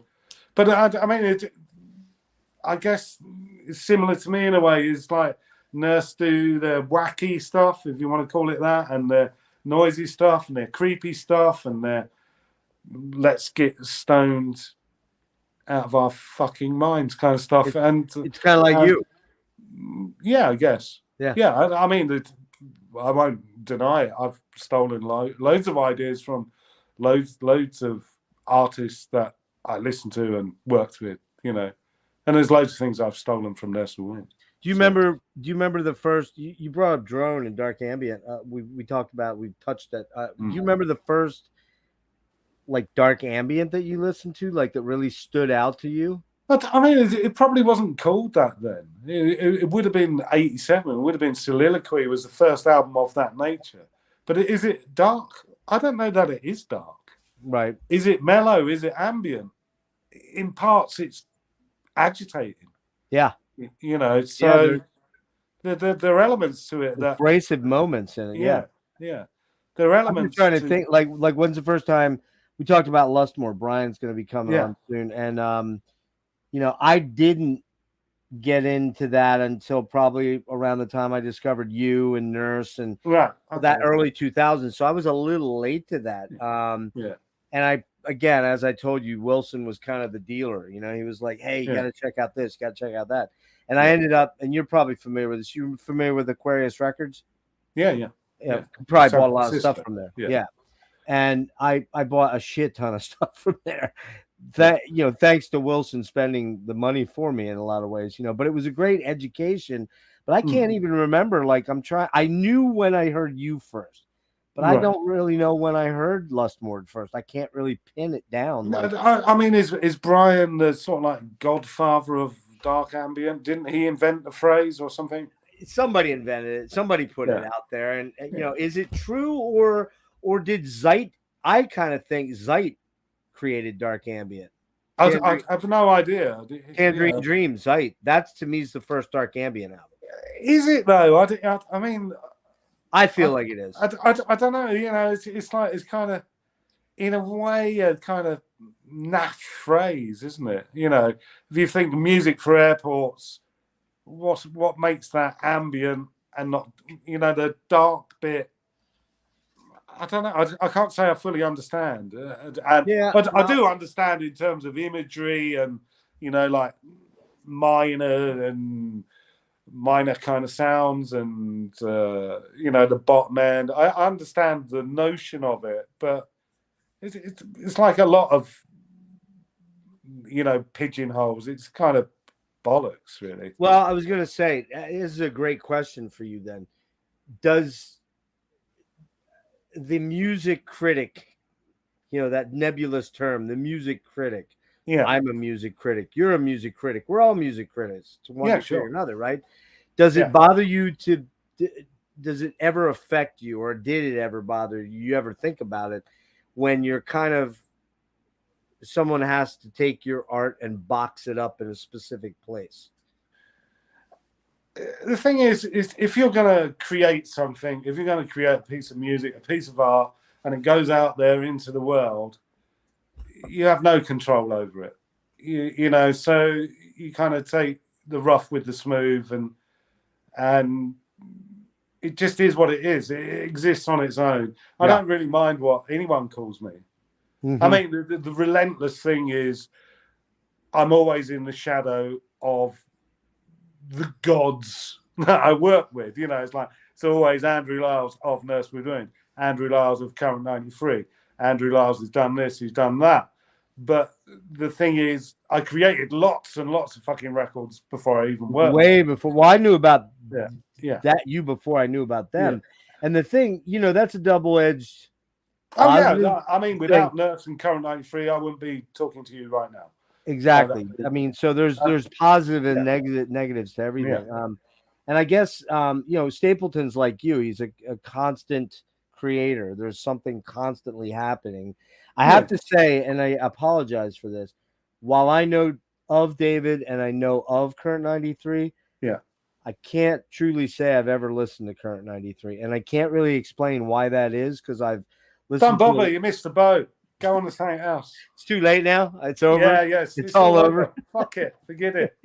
This guy's a loser. But it's one of those ones that kind of passed me by. But you know, like, I know a lot of big artists that I respect and like a lot, yourself and Nurse, and talk about. So I got to do that. But let me ask you this about the real quick, just as an aside here. What are your thoughts on like the industrial movement that started back in the late 80s, stuff like Skinny Puppy and Frontline Assembly and things like that? What are your, without getting personal, what do you think of the genre music? I mean, I guess that is industrial music. You know, Nurse With Wound, Throbbing Gristle aren't really industrial music. I guess those kind of Canadian bands, American bands, whatever, just took the name and ran with it. It never. I had a couple of Skinny Puppy albums. It didn't resonate with me, you know. And I'm not qualified enough to say anything about them, really. I don't really know much about them. Okay, just curious.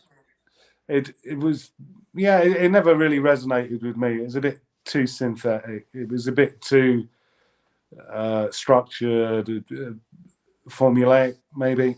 But again, that's only off the back of hearing a couple of records. So I'm not qualified to say. Within the context of the two collectives that you're involved with, Nurse and C93, what's your primary roles as, like, to you? I know you're a live member for both of those bands, right? Or, well, I call them collectives because they kind of shift and move a little bit, but less so than they used to. But what's that? I know what you mean. Less so than they used to, but I know what you mean. Yeah, they're more rigid now. You're right. That's true. Yeah. What do you contribute on a musical or creativity, or what's your role in those bands from your perspective? From my perspective, I mean, it's hard to say. I mean, with Current 93, we have amazing musicians. They come in, they record their parts. So with Current 93, in a way, I'm the guy who puts all the music that we got.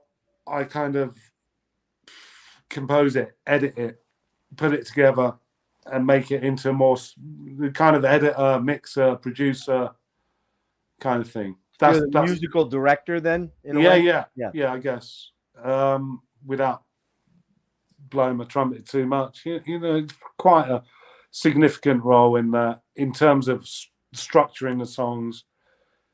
David comes in with his, ideas, and we piece it together. But I'd probably do the kind of I built the framework of the house, if you will. Okay.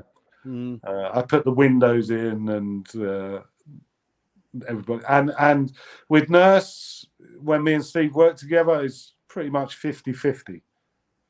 So here I facilitate things that Steve can't do in a technical way, and come up with ideas, and Steve comes up with ideas that I would have never thought of. He's a real genius with sound, and he kind of breaks the rules. And I was saying, I can't do that. He's a bit of a. I guess if he's John Lennon, I'm Brian. You're Brian. Yeah. Brian Epstein. Yeah. He's dead. Just saying. Well, they both are. Yeah. How did you meet Steve first? Again, did you say that? I met him in Austria. That time I supported. Okay. That was you supported them. That's the first time you met. Okay. Yeah. When was that? How long ago was that now? 2005. Okay, so it's going back quite a ways then. Right? Yeah, a long time. Yeah. Are you on a lot of the current Nurse?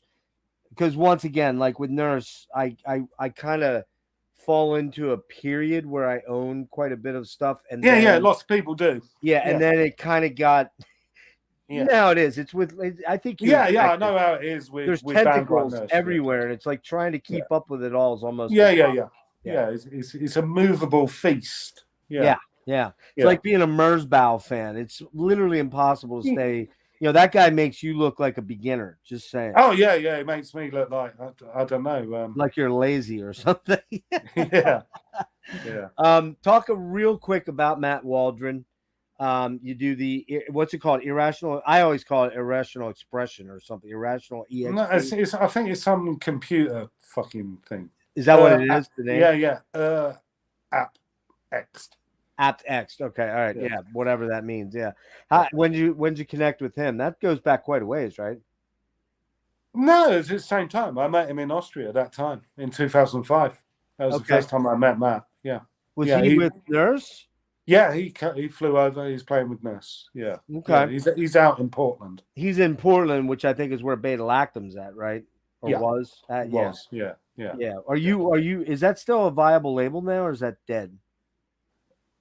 Who am I to say? I haven't heard from the guy in years. Yeah. Haven't heard from him in a long time. And actually, he's the guy I think that put you and Daniel Menchie together, right? Yeah. Which that's a great album. I really like The Progeny of Flies. I have that one. That's really, really cool. And I like the packaging on it too. It's pretty unique. I'm still in touch with the guy who made the packaging. Oh, you have been? Okay, well, that's good news. I forget who I was talking to. Oh no, I guess it was you. You said, is the guy from Nextera dead? Yeah. And you've been on a fair number of labels, not a ton like Daniel is, but has that always been a situation where they've reached out to you to put something out? No, I think it depends. I don't think any of them did. I think Beta Lactam. I can't remember with Beta Lactam. Maybe they did. Maybe I did. Next Era, I definitely approached them. Okay. Definitely approached them. because they were doing Brian at the time, and I thought this might fit in with it. And I'd spent, for some reason, I went to Prague a few times and met the guy from Next Era, and it kind of just, yeah, he done that. I approached them. I haven't worked with so many labels, really. Yeah, it's been a while since you pretty much self-released, right? Yeah. In a way, labels are dead, and in a way, like you suggested earlier on, that there's no way a label could cope with my output. Yeah, they'd be broke. Yeah. And stuff like, I don't sell a huge amount of records.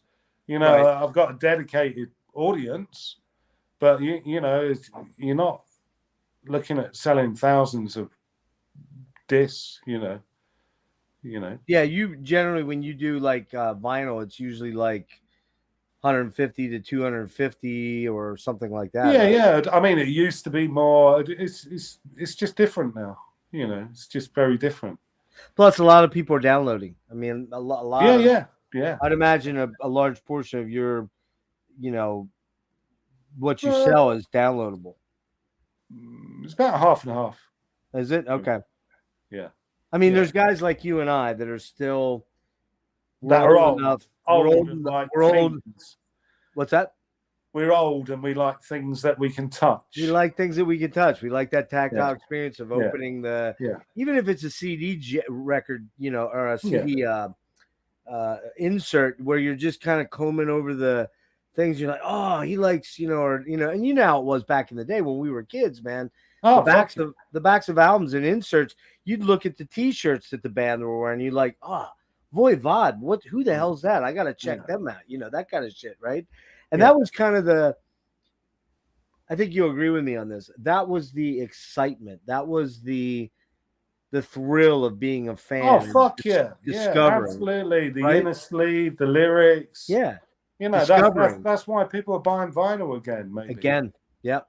It's that journey. I mean, I just wish you opened up the record and, you had the cover and it was a CD inside instead of vinyl. Well, like you, that's kind of like me, though, because as we got, you went through you definitely went through the cassette, phase. And now I wasn't making stuff with cassettes, obviously, but although I have my old Fostex 4-track and I still have my old Fostex 4-track noodle sessions where I took a Lexicon Reflex and put my Fender Strat through a pod and fucked around with, for hours, just making these glacial fucking weird things that was probably inspired by guys like you and Nurses in the early 2000s. I still have that shit.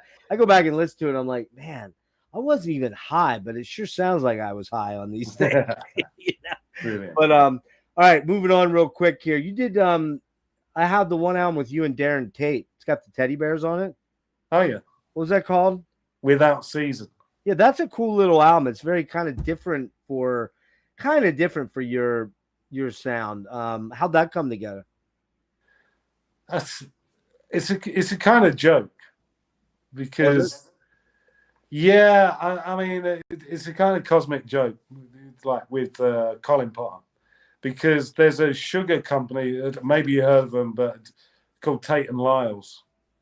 It's a sugar company. They probably terrible slave trader type things. It's a massive company in the UK. Okay. And they do like sugar cubes and, boxed up, granulated. Yeah, granulated sugar. It's called Tate and Liles. I did not know that. Okay. Yeah, it's called Tate and Lyle. So Colin said, oh, you should do a record with Darren Tate. And Darren does he still do stuff? Darren does stuff. I hear from him now and then, yeah. And he's UK, right? UK Yeah. I have a bunch of Colin Potter and some Jonathan Coldclough and that kind of stuff like that. You also did you work with Dirk's series? No, he done a remix for me. Oh, Vidno Mana? Yeah. Okay. Yeah.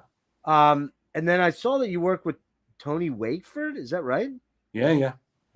The Death in June guy. Yeah. What did you guys do? We done a couple of albums called The Wardrobe.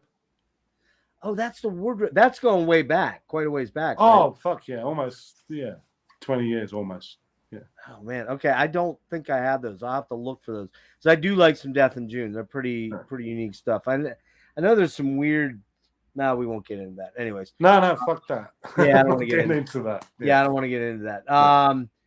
Okay, last thing on the collabs, and we're going to talk about real quick live work. Do you have any live things planned? Is there any live stuff with Nurse going on, or? No, there's nothing planned. Okay. Nurse taking a sabbatical from playing live. Okay. Whether we return or not is anyone's guess. So to be seen. Okay. Yeah. Is Steven doing music right now, or is he kind of taking a break from all that? He's in Sardinia right now. So, really? Yeah, he's taking a vacation. There's a video of Steven out there. It's old. It's pretty old. I want to say it's on YouTube. I don't know if it's even still there, where he's kind of mucking about his Scottish manner. Irish. He's Irish? I thought he was Scottish. No, he's English, but he lives in Ireland. Oh, he lives in Ireland. Okay. Yeah. And it's kind of a compound almost in a weird way. It's this farm, right? It's farm. Sort of? Yeah, sort of. Yeah. Sort of. Yeah, he's got a big place out in Ireland. Out in the middle of nowhere. Yeah. And there's fucking chickens running around and roosters running around and shit and kids everywhere. How many kids does he have? Like a couple. 5. Yeah, he's got a couple kids. Yeah, but I mean, that's real fucking old. They're all adults now. I was gonna say they're probably all like in their 20s and whatnot now. In their 30s. Oh, really? Are they really? 20s and 30s? Yeah, yeah. It's a real old video. Are they musical at all, or thbecause these are kids back on the video. Yeah. No, I think they. I mean, they love Steve, but I think they're pretty normal in their tastes in music. I think that's the weirdo. That's the weirdo. Yeah. And his friends are weirdos as well. And do you have kids at all, or no? No, I can't look after myself. I couldn't look after. I understand that, man. I mean, I'm shocked I raised 2 good kids. I'm not sure how that happened. Probably more to my ex-wife's credit than mine. I don't know, but I'm a good dad. And my kids go to me with all kinds of cool shows. We used to when I was well enough, but we still actually, even a couple weeks back, I've had a real rough last month, and that's why I kind of made this accelerated it. It's been not good, but I went to see. Are you familiar with the band Death? You know Death, right? Yeah, sure. So they have Steve DiGiorgio, Bobby Cobley, and Gene Hoglan were 3/4 of Death, and they did this thing, Death Doll. It's a tribute to Chuck. Right. I guess some people say it's a money-making thing, whatever. I don't know. They were part of creating those albums, so I think it's legit. Went to see them in March, and then I went down to a metal fest in Philadelphia where I got to see Gorguts. You know Gorguts? I don't know Gorguts. I think you might like Gorguts. Canadian tech thrash death metal band, super killer. They haven't done anything for almost a decade, and they came back and did this show. Black Dahlia Murders, some black metal bands. It was really cool. Yeah. And then I don't know, do you know Marissa Nadler at all? Do you know who that is? No. Okay, really beautiful.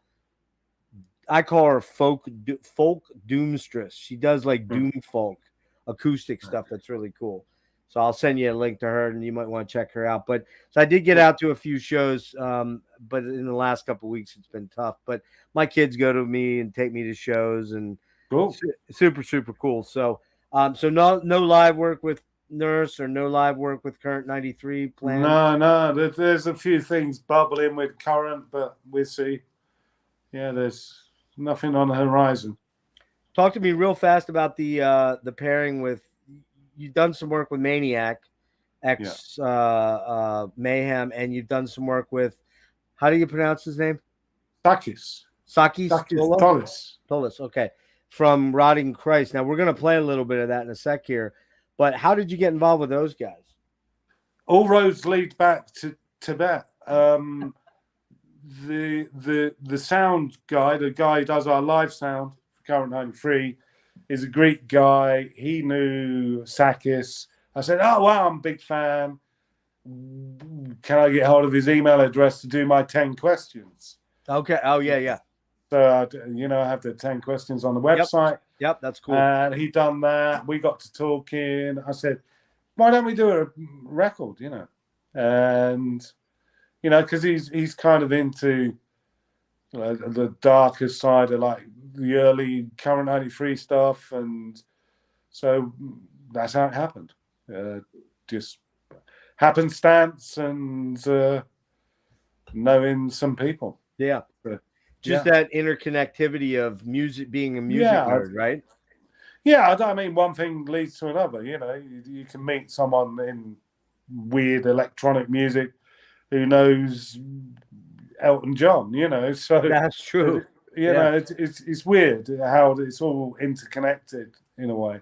Well, and I think too, the internet has really allowed some of these. It's allowed connectivity for musicians, clearly, and it's allowed connectivity in a weird way from fans. I mean, absolutely. This wouldn't be happening if I hadn't reached out and said, I'll be honest with you, I never expected to hear back from him. I'm like, this guy's going to fucking dust me off. He's never going to respond. Well, why did you think that?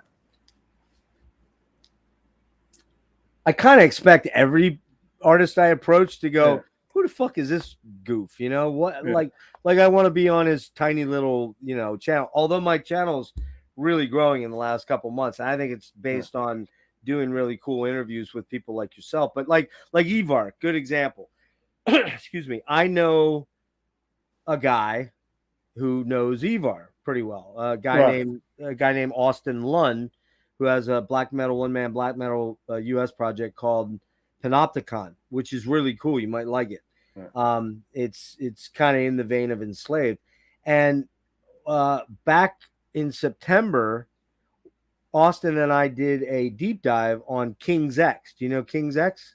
No, don't know. American band, kind of obscure, kind of the original grunge band, to be honest with you, in a lot of ways. They were around before Nirvana, but they way better, way more artistic, way cooler. Anyway, Austin is a huge King's X fanatic, and I'm a big King's X fanatic. And so I know a guy that knew Austin, and he's like, that's Austin's favorite band. I'm going to put him in touch with you. Austin and I started connecting, and we're like, dude, we got to do a deep dive on King's X. We got to do it. We did it. We're talking after or before, I forget. And I was telling him, I'm doing this Enslaved thing. And I wish I could get to meet Ivar. That would be so cool. That was all it was said. A couple of days later, he calls me up and says, hey, I want to show you something in my studio here. I'm going to send you a StreamYard link. And so the other one, Zoom or whatever. So I jump on, and it's him and I talking for me. He goes, oh, hey, hold on, I'm getting a call. And he pops up a window, and there's fucking Ivar. And I'm like, I'm like, what the fuck, dude? I'm like, you could have not worthy of Ivar. Yeah, I'm like, I was definitely doing the swing thing for sure, And I'm like, Ivar, God, I'm like, so we talked about doing an interview. It took a while to happen. Ivar is very hard to pin down, but he's a beautiful, beautiful guy, though. What an amazing guy. I mean, so cool. And you know him, right? Or you've talked We're to him. doing a record together. We almost finished the record. I was just going to ask about that. Was my next question. Okay. Yeah. What's going on there specifically, or can you not get into it? It's one of those things. It's been sitting on the hard drive for like 2-3 years now. And it just needs finishing off. And it's not metal. It's not me. It's really nothing like metal. It's based on Roland synthesizers. Yeah, is it like the what's that project called that he has? It's the Tangerine Dreamish sort of thing that he does with the. Yeah, it's kind of, well, I don't know what. I don't know. People have to be the judge of it, really. I was hoping you were going to tell me this. I was hoping you were going to let me know this, because I'm like, man, those two guys working together would be so cool. I'm going to look up the name of that project that he did. Right. So, all right, I think we're kind of at the end here, with the exception of I just want to talk about a couple of albums. We good for that? Yeah, sure. All right. Do you want to grab a smoke?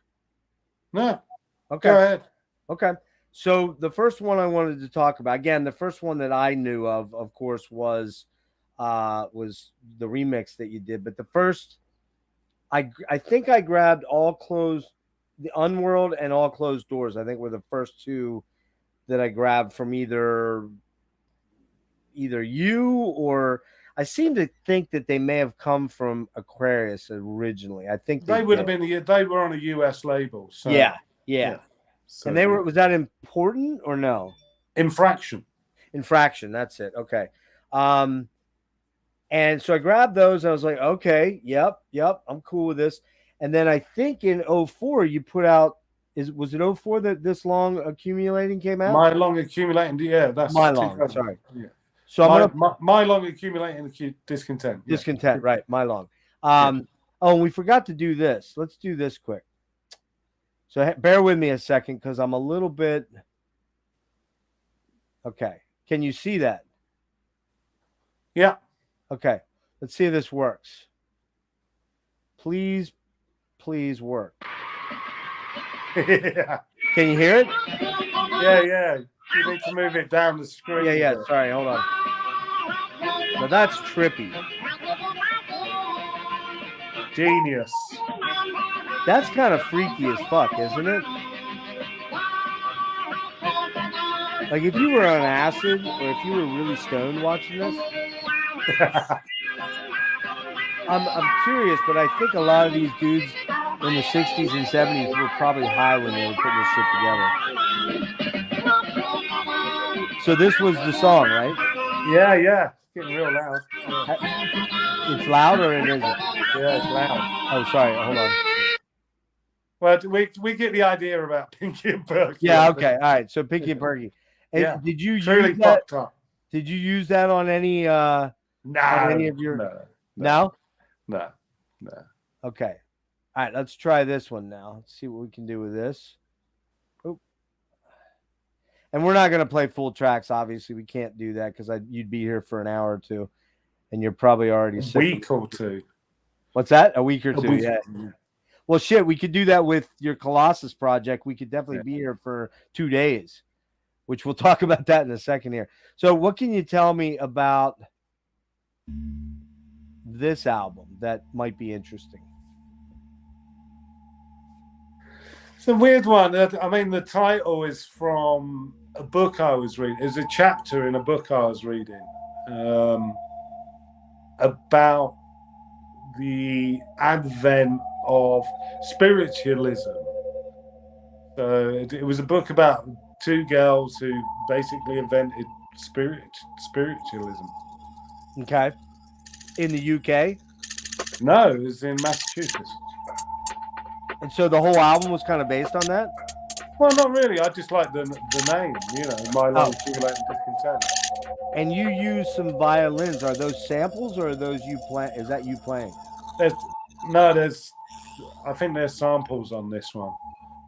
Okay.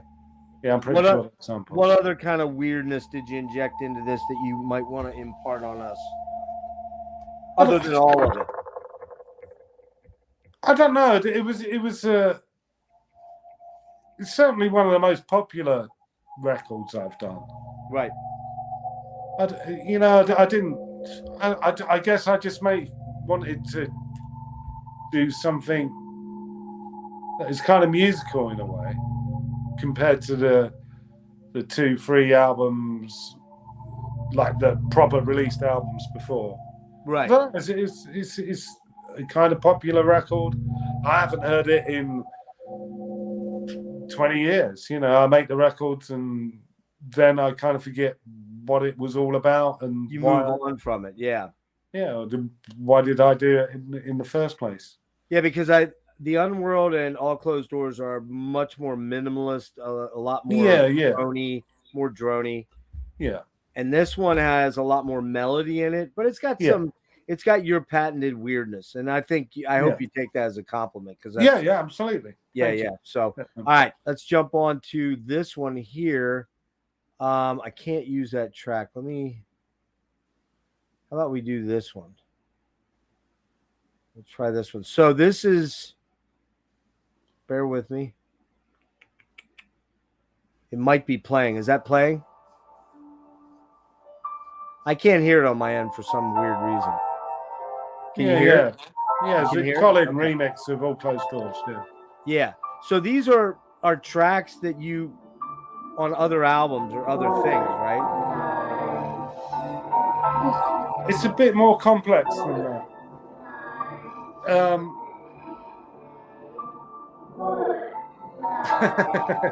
It's a bit more complex than that because some are remixes of tracks, some are sort of like files I've sent people. You know, it's kind of all over the place. So it's an amalgam of other people. I mean, remix. I'd send some people a specific track. I'd send other people parts of tracks. Okay. Multi-track stems or the completed track, and said, just do what the fuck you want. Or is there, you know, if they were more familiar with my music, I said, just choose a song and remix that. Okay, so that's what this album was, which I like this one. It's very it's kind of all over the map, sort of. Yeah. There's a whole lot of weirdness and coolness. Yeah. And it's kind of a mixture of the weird and the drone and kind of the ambient, the dark ambient side of you. And it's a cool one there. It was the people I was hanging out with at the time, and right, whatnot, friends and people I liked. And all right, let's check out this one here. And again, the reason I'm doing this is to give my audience, which we've been in the 12 to 15 person range, which is great. I think that's awesome for the middle of the day here in the States. That's in because most people are at work right now, you know. Yeah, sure. But this one here, which I think came out in 2014, you can correct me. I had notes on, but I'm a little. I lost my place in my notes. Let me pull this up here. So this is the Maleficent Monster and Other Macabre Stories. I believe this is kind of like a lot of interludes, right? And small pieces. Yeah, it's all over the place. So we have this track, Inconclusive Autopsy. And is that you actually playing? Or are you MIDI playing? Or are you pulling up samples? No, that's me playing. Okay. But that it's me multi-tracking my piano. The high notes I'm playing, the low notes I play afterwards. Okay. Yeah, this is a cool one. It's kind of like a horror movie soundtrack. Yeah, that was the motivation behind it. And let me ask you too about what is the ethos or the I'm not the words escaping me right now. The grand plan with the Monster series. Like what was your thinking? My thinking was sorry, that's my phone. It was the kind of thing at the time where I wanted it to be kind of more than music. I wanted to do T-shirts and, like collectible models and frisbees or skateboards or whatever the fuck. Make it about monsters. I love the font, love the idea of it, the cliche of it. And it was kind of tongue-in-cheek. And it was also a vehicle to separate myself from Andrew Liles. So Andrew Liles, for argument's sake, is the serious music. The monster thing is the kind of let's do whatever the fuck that I want with no kind of preconceived ideas and make it heavy metal, make it all about monsters, make it horror soundtracks, make it Cramps, cliche, Dayglow, right, blood splatter, and whatever that is, So that's why I don't really know why in hindsight, right? But I wanted something that tied everything together, although everything was separate. But it was a grandiose idea or failure, whatever way you look at it. And you're still putting monster stuff out, right? I mean, there hasn't been one for a long time now. Oh, has it been since 16? Yeah, maybe something like that. The last one was through the Hong Kong label, Ewan's label. and I think maybe that's the last one. I don't know. Yeah, you tend to do like serial stuff. You get into and we'll like talk killing about people. Yeah, I'm a serial. yeah, like killing people. Yeah. You've done that. Well, here's another one here. Let's do this one quick. I have like 3 more. And then I'm gonna get you out of here. Okay. This one is monstrous medical mishaps, horrendous hospitals, and disastrous dentistry. And this is Love is Dead. Wait, is this the one I wanted to play? Hold on. I had these queued up. Yeah, I think this is it. And this just shows again the kind of, I guess, weird side of you in a weird way, right? And this was again, when was this one? Do you remember? Oh, 2017, 2016? 16, I think it is. Yeah. Is this the last one? No, it wasn't the last one. Okay. Anything to add to this? Just again, I mean, it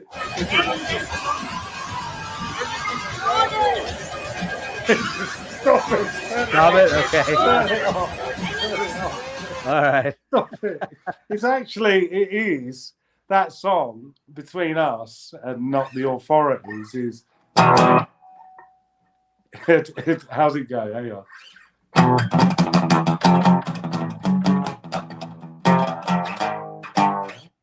What song is it? It's Angel of Death. Oh, Angel of Death, Slayer. Okay. That's what it is. Oh, that's what that was? Yeah. Holy fuck, dude. That's insane. No way. It is Angel of Death with the words. Maybe I heard that and didn't realize I heard it. That's the thing about what you do. You do take a lot of songs that are inspirational to you, and you just you commit crime. There you go. Nice. So this one here, this is really cool. Explain the Colossus series before we play this track. It's basically, I don't know. I suppose arguably narcissistic, or I don't know. I have a fascination with numbers and events, and it's just a vehicle to be creative around. So it was to tie in with being 50 years old. Mm-hmm. So it was every #1 record in the UK that was #1 on my birthday. Right. So 50 of them, but it was to take elements of them songs. A lot of people say they're covers. They're actually not. It's all the music is by me, but incorporating elements of refrains from that song that are backwards or whatever. It's like it gets a bit frustrating with what I do and release and conceptualize and tell people. They say, "Oh yeah, he's remixed this." I haven't. It's original material, but it's like my 50 versions of the 50 songs that were #1 in the UK since I was born. And you should add, each one of the tracks is 50 minutes long, which is so they're actually long.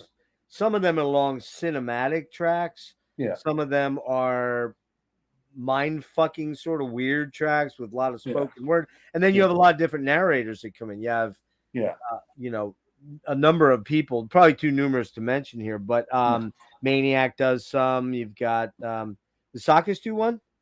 No. Who are some of, do you want to mention any of the others? Ed Carspell done one. I can't remember. It's like Friends done it, it's people not related to music. I just can't remember. The guy, the Quietus editor of that online thing, he done some. Lots of people. I can't remember. I'd need to look myself. I don't know. Let's look at this. But thank you everyone for being part of it. I can't remember who you are. So this is your take on Total Eclipse of the Heart with Edward Cospel narrating. Yeah. This is a cool one. You would never know it's that track. No. And that's kind of the whole point. Yeah, absolutely. And this one, this series is in 2 parts, 25 tracks on each part. This is only digital, correct? Yeah, it's too huge to do as a physical. My buddy and I last night, I played a little bit of this for them, and I said, he's like, what if you put that on vinyl? I'm like, dude, like, it would be like $500 for the set, or probably more. No, more like more like $5,000. Yeah, Because each track is an album, right? So it'd be 50 albums times 30. So it would be crazy expensive. Like nobody. Oh yeah. But it's a really ambitious thing. Like, how long did you work on this?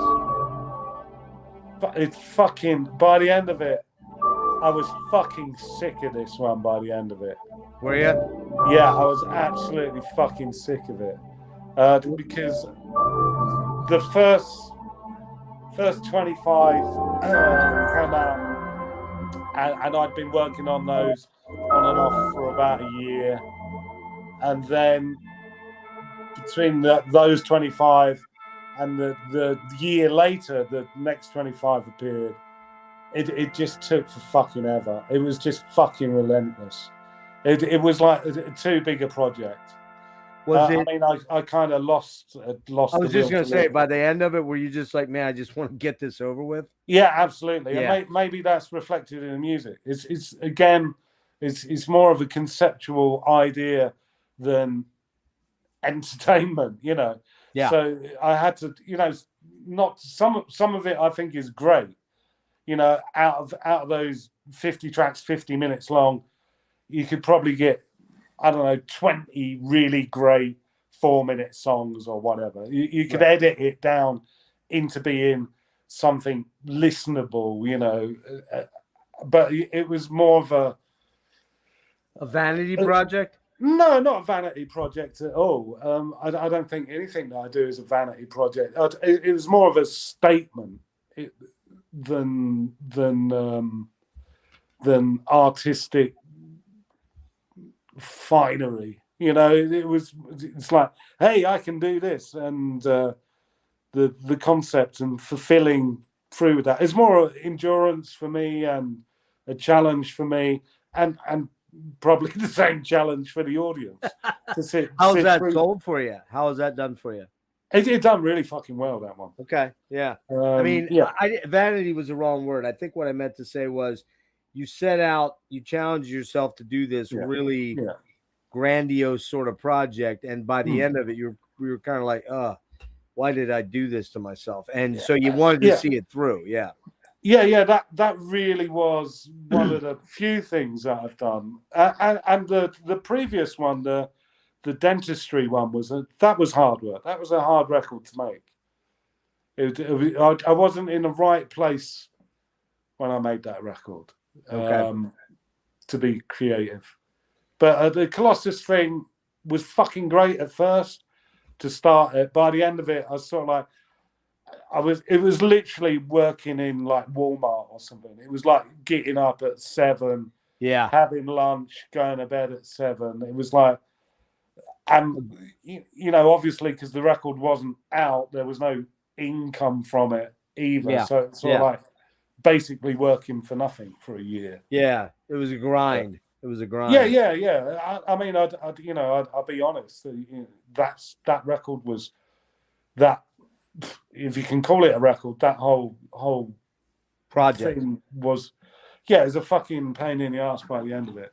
It was a real fucking grind. Yeah. All right, I do have 3 more, but we're gonna make it quick here. The one here, I just want you to tell the story about this because it's a pretty cool story, I think. Hang on, here we go. And I like the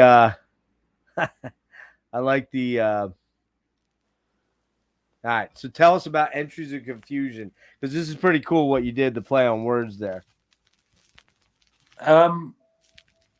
This is the Diary of a Madman, right? There's 2 Diary of a Madman ones. Right. I get mixed up. So this is the run-in and run-out grooves of my entire collection of Diary of a Madman LPs. And you own 33 LPs of Diary of a Madman. Yeah, or more. I can't remember how many now. Psychotic, my friend. Yeah, again, that was a popular record. So people like these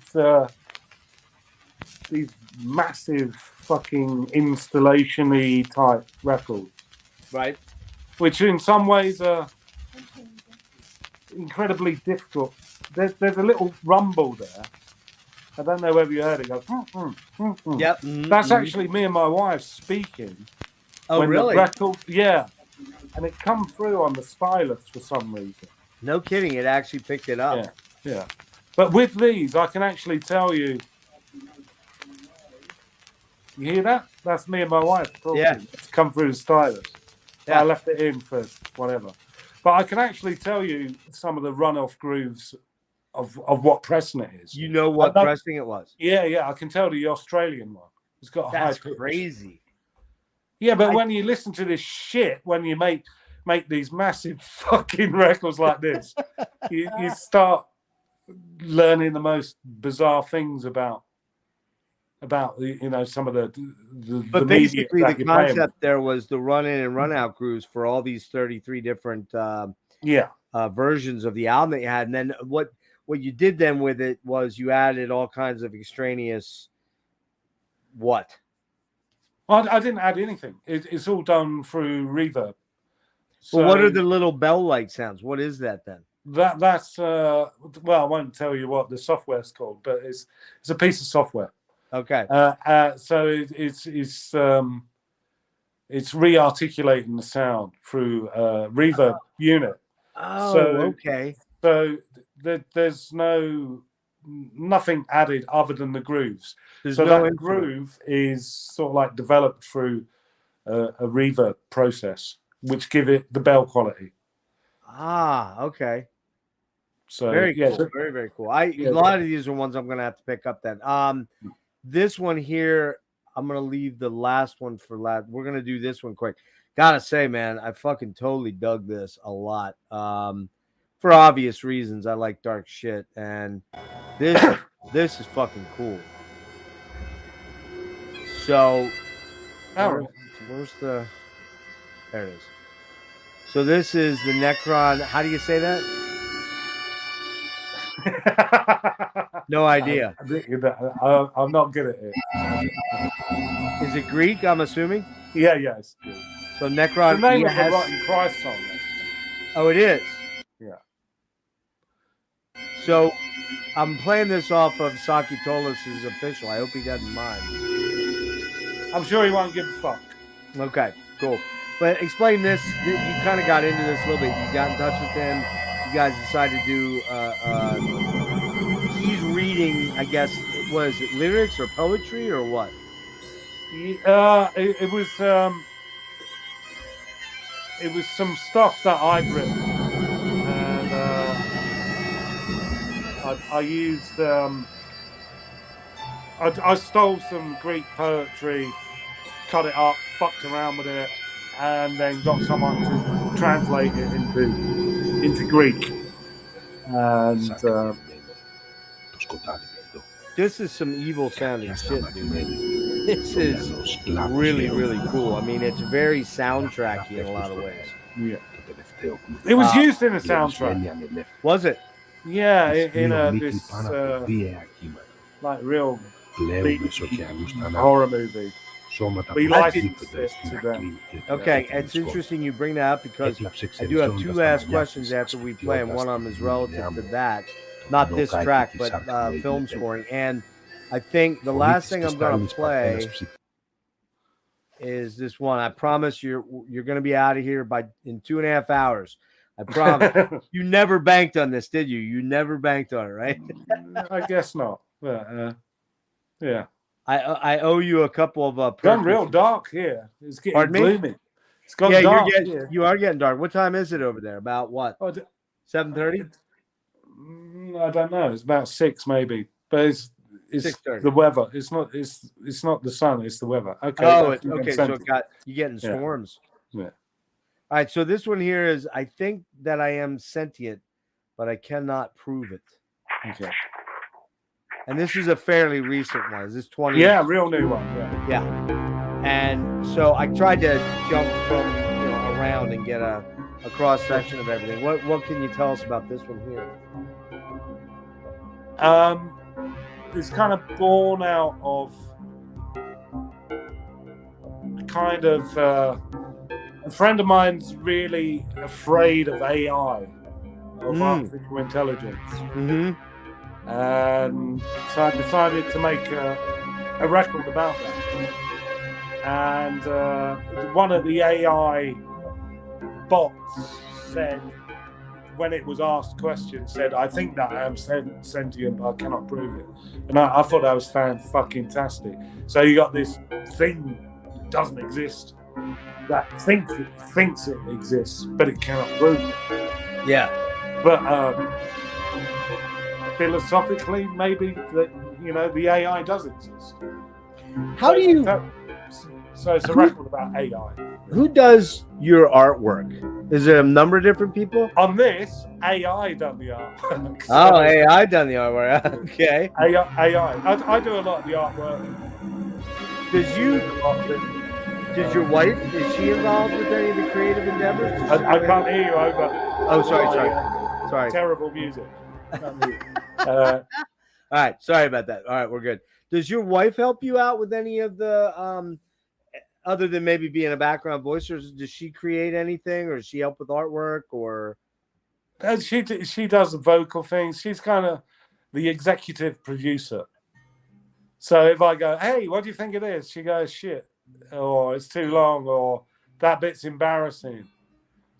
She's good at finding embarrassing elements to my music, and she said, "Get rid of that."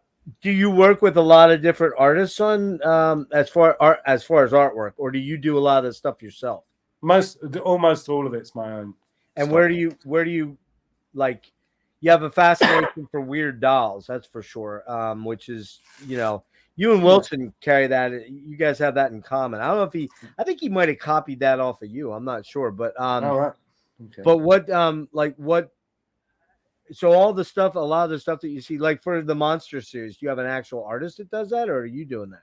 The guy on Maleficent, the one on your screen there is a guy called Graham Humphreys, which is brilliant, so good. Yeah, he's a pretty famous horror illustrator. He done The Evil Dead, Lord's New Church. He done Off the Bone, the Cramps cover. Oh, nice. Yeah. So yeah, I paid him to do that.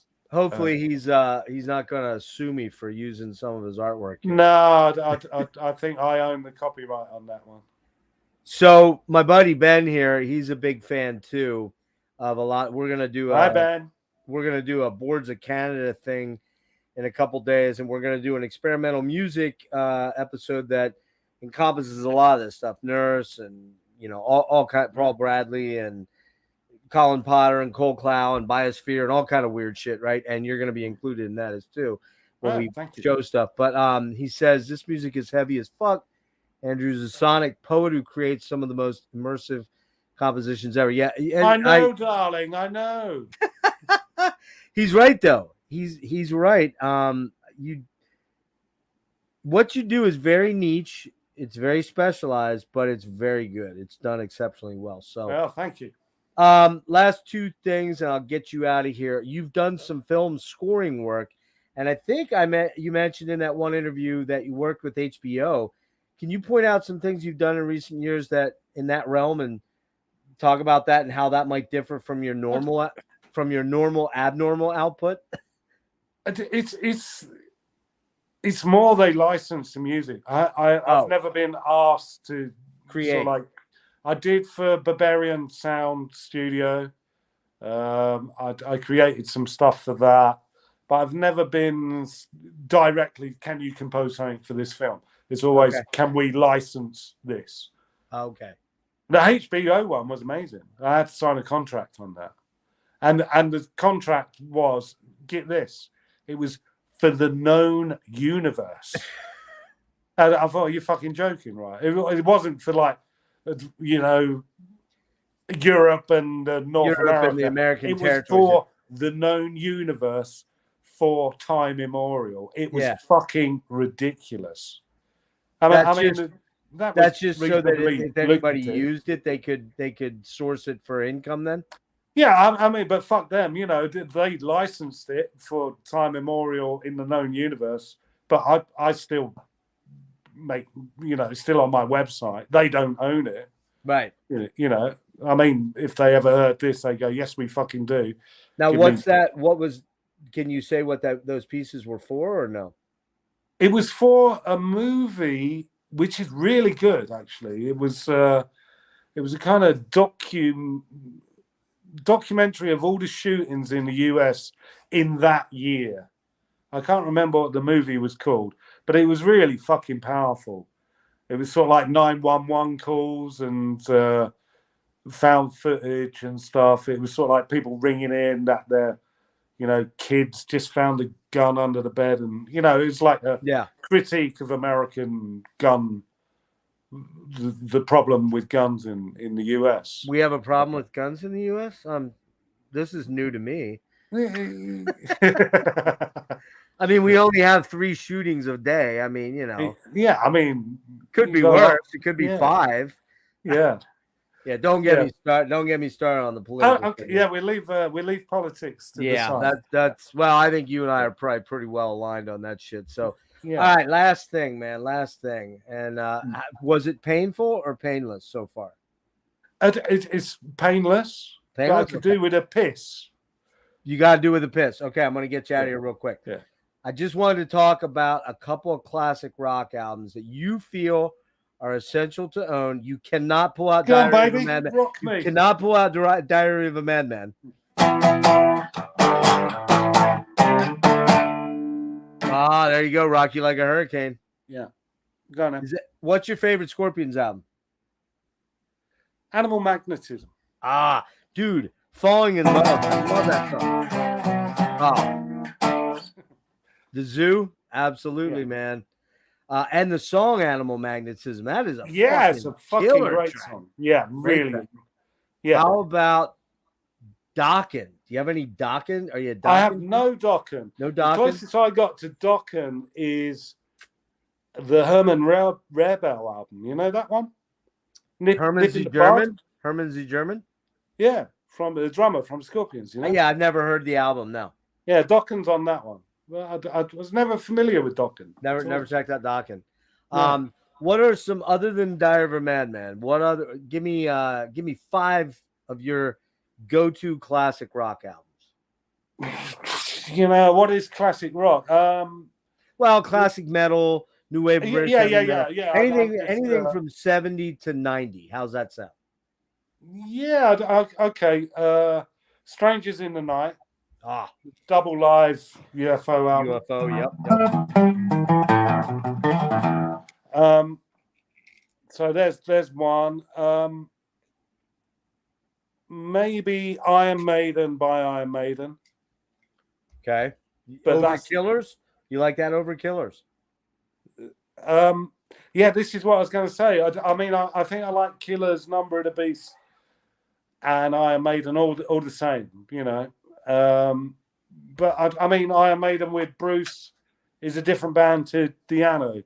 So, but if you know, I'm limited to these 5: Strangers in the Night, Iron Maiden.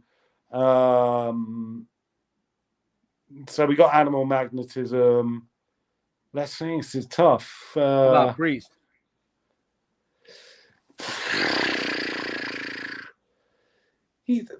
See, the albums are kind of patchy, I think, in a way, you know. I mean, so I've only got 5. I'd say. Well, you can go 10 if you want, but I know you got to take a piss. So.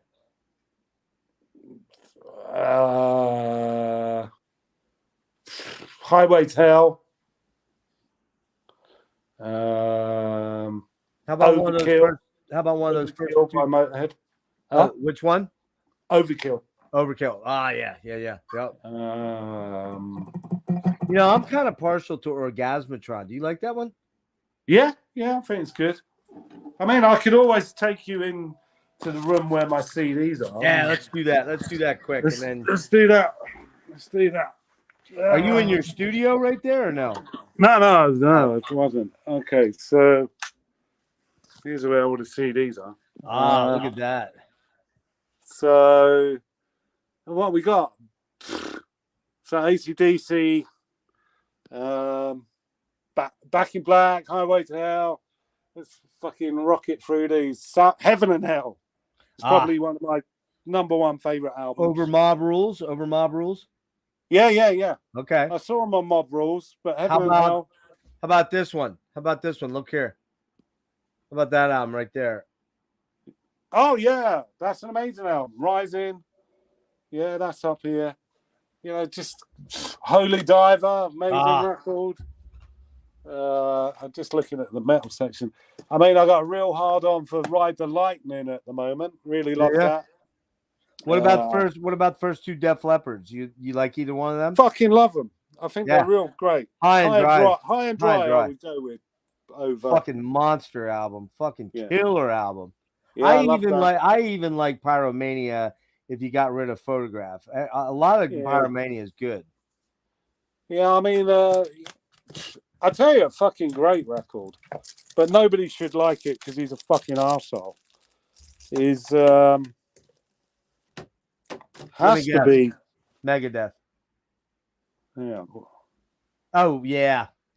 You know what, man? Double Live Gonzo was one of the most killer double live albums, but I struggle with anything Ted now at all. Yeah. There you go. There's your phone. There you go. There you go. Yeah, the box set of that. Yes, sir. There's so many. I love Rammstein. That's too late. Vardis, UFO, Venom. Just going through them all, you know? They're all fucking great in their own way. How about Merciful Fate? Melissa or Don't Break the Oath? Don't Break the Oath, I think, is a better record. Yep, same here. Zeppelin, Priest, Maiden. You know, it's my life. You got it all. Yeah. Did you get into grunge at all in the 90s or not? No, I thought it was a load of shit. Okay, you don't like Soundgarden or Alice in Chains? No, they're always too weak for me. Okay. Well, listen, man, why don't you go do what you got to do? One Ben was asking, what's the latest extreme metal CD you bought? Do you remember? Extreme metal. Well, the latest metal one I've bought is 72 Seasons. Oh, for Metallica. Yeah. Extreme. I don't know. I bought something recently. I can't remember what the fuck it was. What do you think of the black? What about the Norwegian black metal scene? You like Mayhem, obviously, or at least you like Maniac, anyways. Were you much into the like the dissections and Immortals and Enslaved and stuff like that? Is that stuff? I love Enslaved. You know, Trelldom I really like. You know Trelldom? No, I don't. It's Ghoul from Gaul. Yeah. What's his thing now? What's Gaul's word, right? Gaul's word? Weird, I think. Weird, whatever it is. Word. Yeah. Yeah, I saw those a couple of years ago. It was great. It was pretty good. Yeah. Last thing. What's your favorite Enslaved album?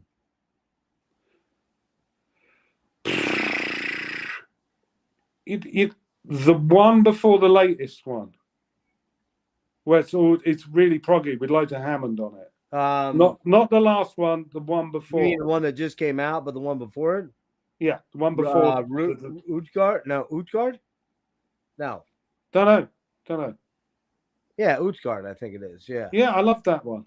It's like super proggy Hammond. So you're not really into the early stuff like Frost or they're doing that later this year in its entirety, I think. They're playing that live, Frost. Yes, they are. Well, no, they're doing Viking Liger Veldi. Oh, right. Okay. Yeah, and then they just did it actually in the UK. Did you go to that show? You went to the show, right? Yeah.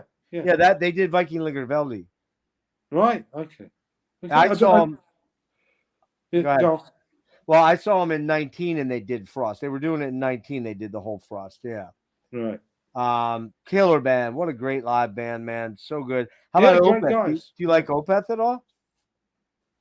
A bit too directionless, if that's the right Really? word. Yeah, nothing like Blackwater Park. You don't like Blackwater Park, or I'll be honest. I don't know a great deal about them, but what I do know is it's a bit drifty and it hasn't got the, I think you need to check out Blackwater Park and Still Life. No. Okay, but that's just my opinion. Just saying. Okay. Andrew, thank you so very much for this, man. Look. What you got? Leave you alone now? Leave me alone. Fuck off. Is that what you're saying now? I'm not allowed to contact you any longer? No, it's fine. Well, listen, I hope you enjoyed this chat. Let me know. It's great. And I think it was a cool one. And I think people that see this are going to be exposed to some new cool stuff, I hope. And I'll be talking you up in upcoming days here about, checking this out. And cool. I just want to thank you for giving me this much time and appreciate you doing it. Thank you for inviting me.